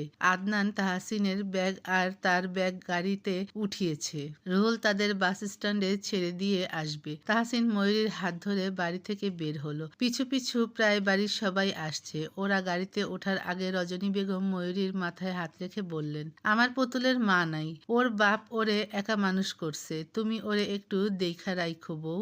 মাইয়ারা মায়ের ভালোবাসা পায় নাই কোনোদিন, আগলাই রাইখো। বোরহান সওদাগর বললেন, ছাড়ো তো গিন্নি, ওরা আবার সামনের সপ্তাহে চলেই আসবে। ওরা গাড়িতে উঠতেই চলতে শুরু করলো 4 চাকার গাড়ি। ময়ূরীর যাওয়ার আগে তার আব্বা আম্মার সাথে দেখা করলো না, কিংবা করার ইচ্ছা হয়নি। বাস স্ট্যান্ডে এসে রুহুল ওদের গাড়িতে উঠিয়ে দিল। ঠিক 7টায় গাড়ি ছাড়লো ঢাকার উদ্দেশ্যে। ময়ূরী আর তাহসিন পাশাপাশি বসেছে। ঢাকায় পৌঁছতে রাত 1টা বেজে গেল। একটা 11 তলা ভবনের সামনে এসে দাঁড়ালো তারা। এই ভবনের 9 তলায় তাহসিনের ফ্ল্যাট, 10 তলায় হিমির বাবার ফ্ল্যাট। তবে সে একাই থাকে, বোন ও ছোট ভাইকে সাথে নিয়ে। ওরা 9 তলায় এসে দেখলো তাহসিনের ফ্ল্যাটের দরজা ভেতর থেকে বন্ধ। তাহসিন পাসওয়ার্ড দিয়ে দরজা খুলে ভেতরে ঢুকলো ওদের সাথে নিয়ে। ড্রয়িং রুমে সোফায় পুতুল আর হিমি বসে আছে। পুতুল গাল ফুলিয়ে একবার বাবার দিকে তাকিয়ে সামনে টিভির দিকে তাকালো। তাহসিন অবাক হয়ে মেয়ের কাণ্ড দেখলো। এত রাতে এই মেয়ে এখনো টিভি দেখছে? আবার বাবাকে দেখেও মুখ ফিরিয়ে নিল। বুঝলো মেয়ে রাগ করেছে। তাহসিন গুটি গুটি পায়ে মেয়ের সামনে গিয়ে হাঁটু মুড়ে বসলো। পুতুল গাল ফুলিয়ে অন্যদিকে তাকালো। তাহসিন নিজের 2 কান ধরে বলল, এই যে আম্মা, কান ধরেছি। পুতুল উত্তর দিল না। তাহসিন মেয়ের পায়ে খোঁচা মারল। ও আম্মা, আপনি কথা বলবেন না? পুতুল চুপ করে রইল। মা, কথা বলবেন না বাবার সাথে? ও মা। হঠাৎ করেই পুতুল বাবার গলা জড়িয়ে ধরে শব্দ করে কেঁদে উঠল। তাহসিন মেয়ের মাথায় হাত বুলিয়ে গালে চুমু এঁকে আদরে কণ্ঠে বলল, কাঁদছেন কেন আম্মা? বাবা, এসে গেছি তো, আর যাব না আপনাকে রেখে। পুতুল বাবার গলা শক্ত করে জড়িয়ে ধরে বলল, তুমি আমাকে রেখে কোথায় গিয়েছিলে? আপনার জন্য নতুন মা আনতে গিয়েছিলাম। পুতুল বাবার গলা ছেড়ে দিয়ে বাবার দিকে ড্যাব ড্যাব করে তাকিয়ে রইল। তাহসিন মেয়ের চোখের পানি মুছে দিয়ে ঘাড় ঘুরিয়ে পেছনে তাকালো। ময়ূরী চুপ করে দাঁড়িয়ে বাবা মেয়ের ভালোবাসার মুহূর্ত দেখছিল। হঠাৎ তাহসিন পিছু ঘুরে তাকাতেই দৃষ্টি সরিয়ে নিল। এদিকে এসো। ময়ূরী এগিয়ে যেতেই তাহসিন মেয়ের দিকে তাকিয়ে বলল, উনি আপনার নতুন মা, সালাম দেন। পুতুল ঠোঁট উল্টে বাবার দিকে তাকালো। তাহসিন চোখের ইশারায় আবার সালাম দিতে বললে সে সুন্দর করে সালাম দিল। ময়ূরীর বুকটা হু হু করছে। বাচ্চাটা পুতুলের মতো সুন্দর। ঠোঁট উল্টে কাতর চোখে তার দিকে তাকিয়ে আছে। হঠাৎ সে নাক টেনে বলল, তোমার মুখ দেখি। ময়ূরী নিকাব উঠিয়ে দিতেই পুতুল তাকালো তার নতুন মায়ের দিকে। পুতুলের চোখ আরো কাতর হলো। বাবার বুকে মুখ লুকিয়ে ঠোঁট উল্টে লুকিয়ে ফেললো নিজেকে। ময়ূরী বুঝলো না বাচ্চাটা এমন কেন করলো। হিমি বলল, এত রাত হলো কেন তোদের? বলতে বলতে ময়ূরীর দিকে চোখ গেল। আশ্চর্য হয়ে কিছুক্ষণ ওর দিকে তাকিয়ে থেকে তাহসিনের দিকে তাকালো। ভুলেও বলিস না তুই এই পিচ্চি মেয়েকে বিয়ে করেছিস। আদনান পেছন থেকে বাম হাত ঢুকিয়ে বলল। তাতে তোর কি? হিমি চোখ রাঙিয়ে তাকালো, দাঁত চিবিয়ে বলল, তোকে কিছু বলেছি আমি? হারামি, কথা কম বলবি। কথা বলিস না বলেই বকবক করছি। তুই আমার সাথে আগে কথা না বলে ওকে নিয়ে পড়েছিস কেন? তোর সাথে কি কথা বলবো আজব? তাহসিন দীর্ঘশ্বাস ফেলে পুতুলকে কোলে তুলে নিল। ময়ূরীকে তার সাথে ঘরে যেতে বলে আদনানের দিকে তাকিয়ে বলল, ঝগড়া না করে ফ্রেশ হ খবিস। ওরা ঘরে যেতেই হিমি চোখ ছোট ছোট করে আদনানের দিকে তাকিয়ে রইল। আদনান দুষ্টু হেসে কাছে এগিয়ে এসে বলল, জানো আমায় মিস করেছিস তুই? হিমির আগে লম্বা শ্বাস টেনে আদনানের কাঁধে হাত রেখে বলল, তুই আমার ছোট ভাইয়ের মতো, এসব জাউরামি ছেড়ে ভালো হয়ে যা। হিমি রান্নাঘরের দিকে পা বাড়ালে আদনান বলে ওঠে, হিমি দাঁড়ায় তবে পিছু ফিরে তাকায় না। আদনান শুকনো ঢোক গিলে বলে, আমি ভালোবাসি তোকে। হিমি সামনে পা বাড়ালো আবার। রান্নাঘরের সামনে গিয়ে দেয়াল ধরে পিছু ঘুরে আদনানের কোমল চোখের দিকে তাকিয়ে বলল, ভালোবাসা সবার জন্য নয়। আদনান মুখ বাঁকিয়ে নিজের ঘরের দিকে চলে গেল। এই একই কথা হিমি হাজারবার বলেছে আদনানকে, কিন্তু আদনান মানতে নারাজ। ভালোবাসি মানে ভালোবাসি, এখানে আবার বয়স আসবে কেন? এটাই হচ্ছে তার কথা। তাহসিন প্রথমে ময়ূরীকে ফ্রেশ করিয়ে নিজে ফ্রেশ হয়ে এলো ওয়াশরুম থেকে। পুতুল কুটুর কুটুর চোখে নতুন মায়ের দিকে তাকিয়ে আছে। কোমর সমান চুলগুলো বেনুনি গাঁথা তার। ময়ূরীর মুখ ভার। পুতুল ঠোঁট উল্টে বাবার দিকে তাকালো। তাহসিন ঠোঁট চেপে ময়ূরীর দিকে তাকিয়ে আছে বেশ কিছুক্ষণ ধরে। সে বুঝতে পারছে ময়ূরীর মন খারাপের কারণ। তাহসিন হালকা গলা পরিষ্কার করে পুতুলকে বলল, আম্মা গিয়ে দেখেন তো আপনার মনি কি করে। পুতুল মাথা নাড়িয়ে গুটি গুটি পায়ে প্রস্থান করতেই তাহসিন ময়ূরীর একটু নিকটে এগিয়ে এলো। মেয়েটার চিবুক উঁচিয়ে নিজের মুখোমুখি করে বলল, আপনার কি আমাকে পছন্দ হয়নি? মুখটা কালকে থেকে ভার করে রেখেছেন কেন? ময়ূরী এবারও চুপ রইল। তাহসিনের রাগ হচ্ছে এবার। কালকে থেকে মেয়েটা মুখে তালা লাগিয়েছে, খোলার নামই নেই। সে হাত বাড়িয়ে ময়ূরীর কোমর ধরে কাছে টানতে মেয়েটা চমকে উঠে বলল, ইস কি করছেন? তাহসিন ময়ূরীর কানের কাছে একটু ঝুঁকে এসে ফিসফিস করে বলল, একটা মাত্র বউ আমার, বউকে আদর দিয়ে মন খারাপ ভালো করে দিব। তাহসিন মুখ এগিয়ে ময়ূরীর ঘাড়ে রাখতেই দরজার সামনে থেকে আদনান চিৎকার করে বলল, নাউজুবিল্লাহ, তওবা তওবা, ইয়া আল্লাহ, কসম ভাই আমি কিছু দেখি নাই। আদনানের আগমনে ময়ূরী ছিটকে দূরে সরে গেল। একটা সময় লজ্জায় লাল হয়ে আদনানকে পাশ কাটিয়ে ঘর থেকেই বেরিয়ে গেল। তাহসিন কটমটে দৃষ্টি মেলে তাকিয়ে আছে আদনানের দিকে। আদনান দৌড়ে এসে তাহসিনের পা জড়িয়ে ধরে কাঁদো কাঁদো কণ্ঠে বলল, ভাই তোর কপাল পুড়ল রে, অফিস থেকে তোকে কল করেছিল কিন্তু তোর ফোন অফ, তোর চাকরি গেল বোধহয়। তাহসিন পা ঝাড়া মেরে আদনানকে সরিয়ে দিয়ে ফোন হাতে নিয়ে দেখলো পুতুল ফোন বন্ধ করে রেখেছে। ফোন অন করে বেশ কিছুক্ষণ কথা বলে কল কেটে দিল সে। আদনান ফের ওর পা জড়িয়ে ধরে বলল, এবার আমার বেতনটা একটু বাড়িয়ে দিতে বল না ভাই, তোর পিছু পিছু ঘুরতে আমার আর ভালো লাগে না, শালা হাঁকতে গেলেও তোর পিছু যেতে হয়। তাহসিন আরাম করে বালিশে মাথা রাখলো আর চোখে আদনানের একটুখানি মুখশ্রী দেখে বলল, তোর কাজই আমার লেজ ধরে থাকা, পাটা টিপে দে তো। তুই কিন্তু শত্রুতা করছিস আমার সাথে। প্রথমত আমি তোর বড় ভাই, দ্বিতীয় তোর কাজই আমার সাথে থেকে আমাকে সাপোর্ট করা। এই হারামি, কয়েকদিন আগে না তোর স্যালারি বাড়লো? বাড়ছে। ওই টাকায় কি হয়? তুই তো লাখ লাখ টাকা পকেটে ভরিস, তাই তোর গায়ে লাগে না। চুপচাপ পা টিপে দে। গলাটা টিপে দেই? বেশি কথা বললে তোর চাকরি খাবো আমি। এমনিতেই আমার রোমান্সের মাঝে এসে সব বিগড়ে দিয়েছিস, শালা ভালো করে পা টেপ। ময়ূরী ঘর থেকে বেরিয়ে দেখলো হিমি খাবার গরম করে ডাইনিং টেবিলে রাখছে। পুতুল একটা সাদা বিড়াল কোলে নিয়ে মেঝেতে বসে আছে। মেয়েটা এত আদুরে তার ভাইয়ের কথা মনে পড়ে গেল। হিমি ময়ূরীকে দাঁড়িয়ে থাকতে দেখে মুচকি হেসে বলল, এই যে নতুন বউ, তোমায় কি বলে ডাকবো? নাম ধরে নাকি ভাবি বলে? ময়ূরী হিমির কথায় তার নিকট এগিয়ে এগিয়ে মুচকি হেসে বলল, নাম ধরে ডাকবেন। তোমার নাম কি? দিলরুবা ফরাজি, তবে সবাই ময়ূরী বলে ডাকে।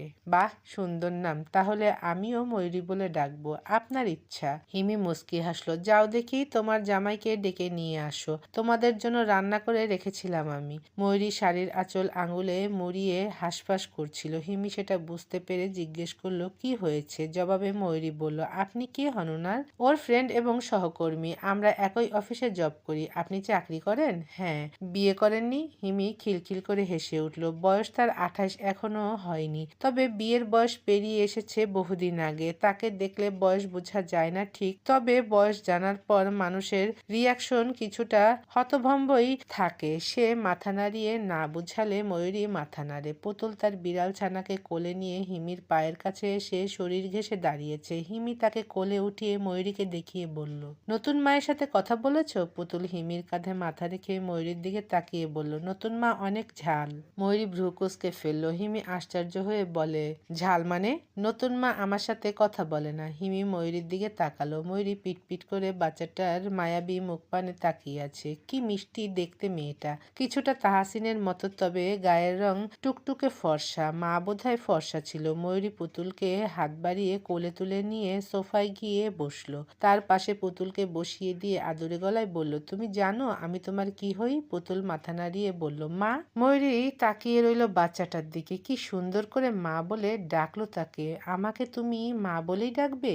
পুতুল ময়ূরীর শাড়ির আঁচল হাতে পেঁচাতে পেঁচাতে বলল, মাকে তো মা বলেই ডাকতে হয়, বাবা বলেছে তোমাকে আম্মা বলে ডাকতে। তাহসিন তখন ঘর থেকে বেরিয়ে এলো। চেয়ার টেনে বসতে বসতে আর চোখে বউ বাচ্চার দিকে তাকিয়ে হিমিকে খাবার দিতে বলল। ময়ূরী, পুতুল, আদনান সবাই রাতের খাবার সেরে ঘুমানোর সময় ময়ূরী বলল, সে তাহসিনের সাথে থাকবে না। তাহসিন মাত্রই ঘরের দরজা লাগাচ্ছিল। ময়ূরীর কথা শুনে পিছু ঘুরে দাঁড়ালো। তাহসিন এগিয়ে এলো ময়ূরীর নিকট। পাশে দূরত্ব রেখে বসতেই ময়ূরী বলল, খারাপ ভাববেন না, তবে আমি আপনাকে কিছু কথা বলতে চাই। বলো। ময়ূরী লম্বা শ্বাস টানলো, কণ্ঠ নরম করে বলল, স্বামী স্ত্রী একসাথে থাকবে এটা স্বাভাবিক, কিন্তু আমি আসলে একটু সময় চাইছি আপনার কাছে। বিয়েটা হুট করেই হয়ে গেছে, তাছাড়া আমার এই বয়সে বিয়ে করার ইচ্ছেও ছিল না। আশা করি আপনি আমার সমস্যাটা বুঝতে পারবেন। ময়ূরী আর চোখে তাহসিনের শান্ত বদন দেখে ফের বলল, আমি আপনাকে সেইভাবে চিনি না। আমার মনে হয় একে অপরকে কিছুটা সময় দেওয়া উচিত।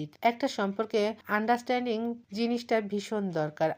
আমি আসলে আপনাকে আগে একটু বুঝতে চাই। তাহসিন ঠোঁট কামড়ে হাসলো। ছোট বউয়ের মাথায় হাত বুলিয়ে বলল, আমি তোমার প্রস্তাব গ্রহণ করলাম। তুমি বোধহয় ভয় পাচ্ছ আমি স্বামীর অধিকার ফলাবো এর জন্য, তাই তো? স্বামী স্ত্রীর মধ্যে এটা স্বাভাবিক হলেও অবশ্যই আমাদের সময় নেওয়া উচিত। তোমার স্বামী কাপুরুষ নন। তাহসিন ময়ূরীর এক হাত মুঠোয় নিয়ে মুচকি হেসে বলল, তুমি যতদিন না নিজে থেকে আমার কাছে আসবে ততদিন আমি তোমাকে কোনো কিছু নিয়ে জোর করব না। আমি তো আগেই বলেছি আমার কোনো চাওয়া পাওয়া নেই, যত খুশি সময় নাও। তবে হ্যাঁ, বিয়ে যখন একবার করেছি মৃত্যুর আগ অবধি তুমি আমার। আল্লাহকে সাক্ষী রেখে যখন কবুল পড়েছ তখন স্বামীর সকল আদেশ মেনে চলবে। আমি কখনো তোমার খারাপ চাইব না। যা করব সব তোমার ভালোর জন্যই। ময়ূরী মাথা নাড়ল। তাহসিন আদনানের ঘরে গিয়ে ময়ূরীর জন্য পুরো ঘর পরিষ্কার করে দিল। পুতুলকে বলল আজ আম্মার সাথে ঘুমাতে। ময়ূরী পুতুলকে নিয়ে ঘরের দরজা বন্ধ করতেই তাহসিন আদনানকে বলল,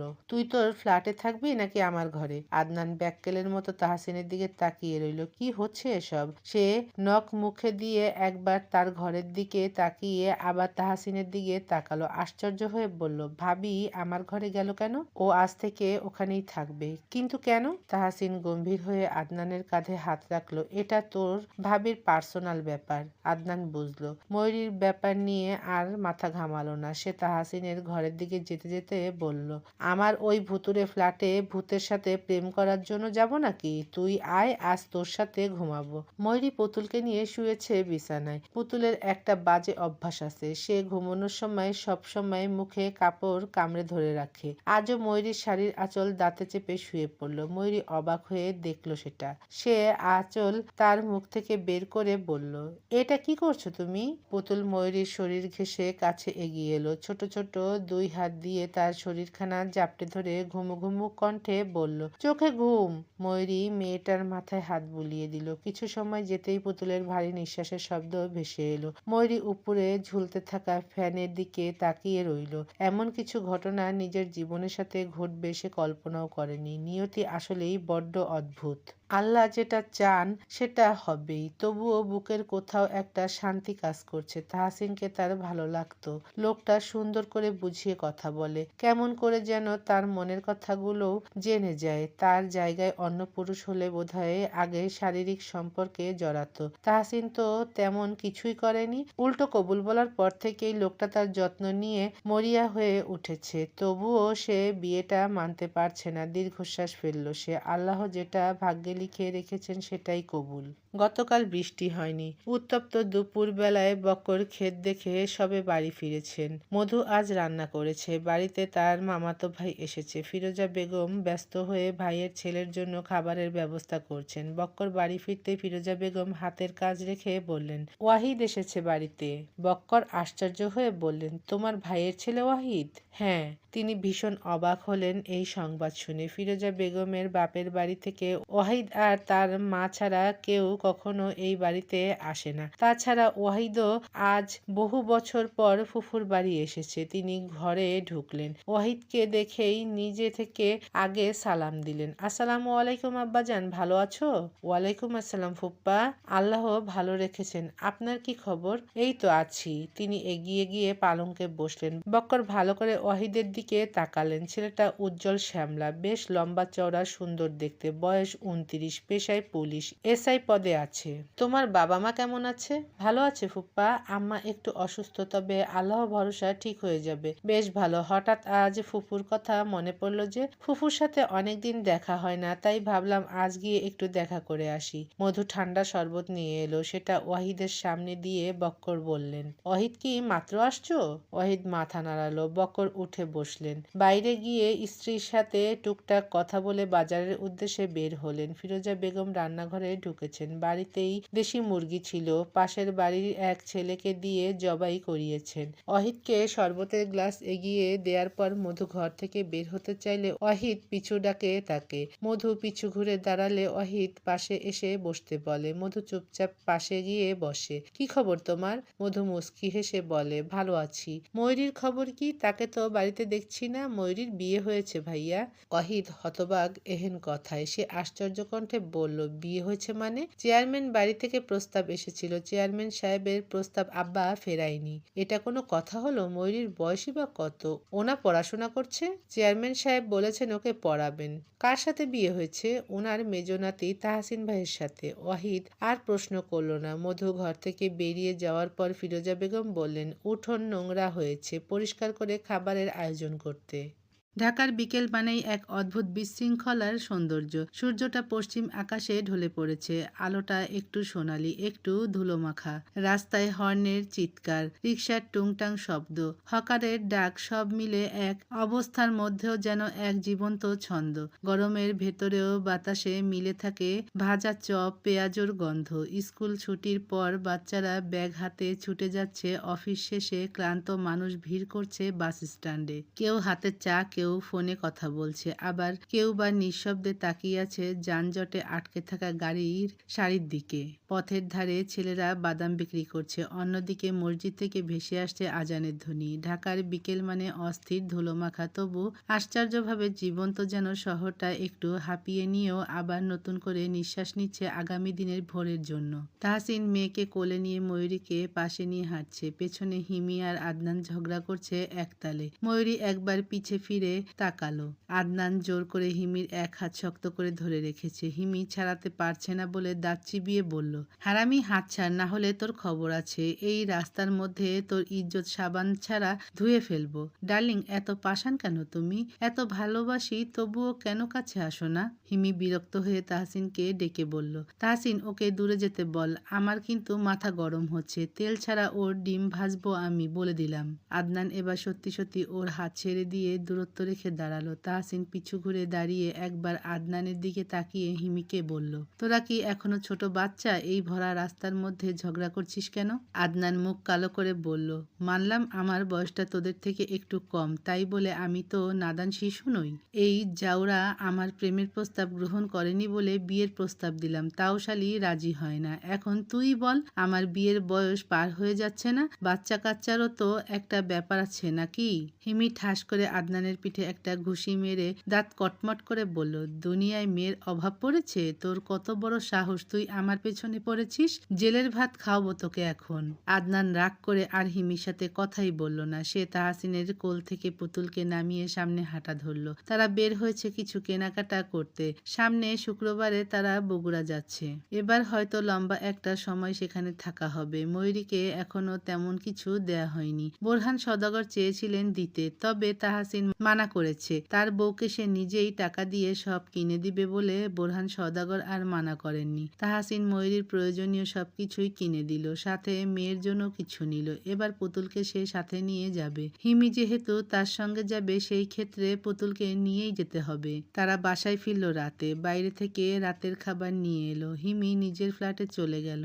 আদনান ওয়াশরুমে গেছে ফ্রেশ হতে। পুতুল ড্রয়িং রুমে বসে টিভি দেখছে। ময়ূরী চুপচাপ বসেছিল পুতুলের পাশে। হঠাৎ তাহসিন এসে তার পাশে বসতেই কিছুটা চমকে উঠল সে। ভয় পেয়েছো? ময়ূরী মাথা নাড়িয়ে না বলল। তারপর জিজ্ঞেস করলো, আপনি কিসের চাকরি করেন? তাহসিন শুষ্ক ঠোঁট ভিজিয়ে বলল, ব্যাংকের সিনিয়র অফিসার। ও, আপনি যে বললেন দুদিন পরেই গ্রামে যাবেন, আপনার চাকরি থাকবে?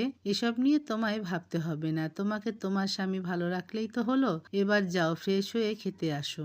শোন কনক, মাইয়া মানুষের এত জেদ ভালো না, বুঝলি? আমি আগে জানতাম না তুই তাহসিন রে ভালোবাসোস। যদি আগে জানতাম তাইলে তোর দাদারে কইয়া একটা ব্যবস্থা করতাম, কিন্তু অহন ভালোবাসি কইলেই তো হইব না, তাই না? ওর বিয়া হইছে, নতুন বউ নিয়ে সংসারও শুরু করছে। কনক মাথা নিচু করে বসে রইল। রজনী বেগম ফের বললেন, খাউন এমনে বন্ধ কইরা রাখলে না খাইয়া মইরা যাবি।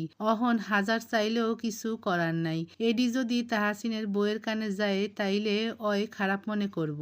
কনক মাথা নাড়িয়ে শুধোয়, আমি ঝামেলা কেন করব দাদি? আমার ভাগ্যে ছিল না বলেই সে আমার হয়নি। মুখে এই কথা কইলেও মনে বিষ রাখিস না। বংশ কইতেও একটা জিনিস আছে।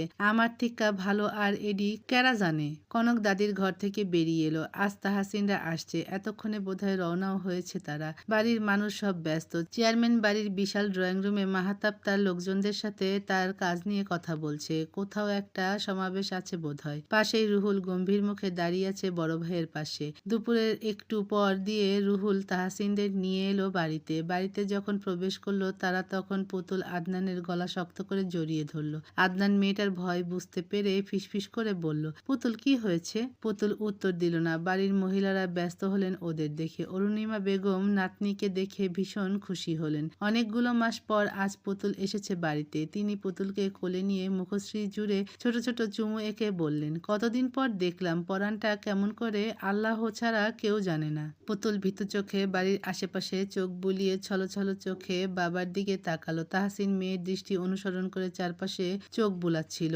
ওকে কাঁদতে দেখে মায়ের কোল থেকে নিজের কাছে নিয়ে অরুণিমা বেগমকে বলল, আম্মা, অনেকটা রাস্তা জার্নি করেছি। পুতুল কেমন ভালো করেই জানেন। আমি ওকে ফ্রেশ করিয়ে একটু পর নিয়ে আসি। অরুণিমা বেগম মাথা নাড়ালেন। তাহসিন ময়ূরী আর পুতুলকে নিয়ে ঘরে এসে মেয়েকে বিছানায় বসালো।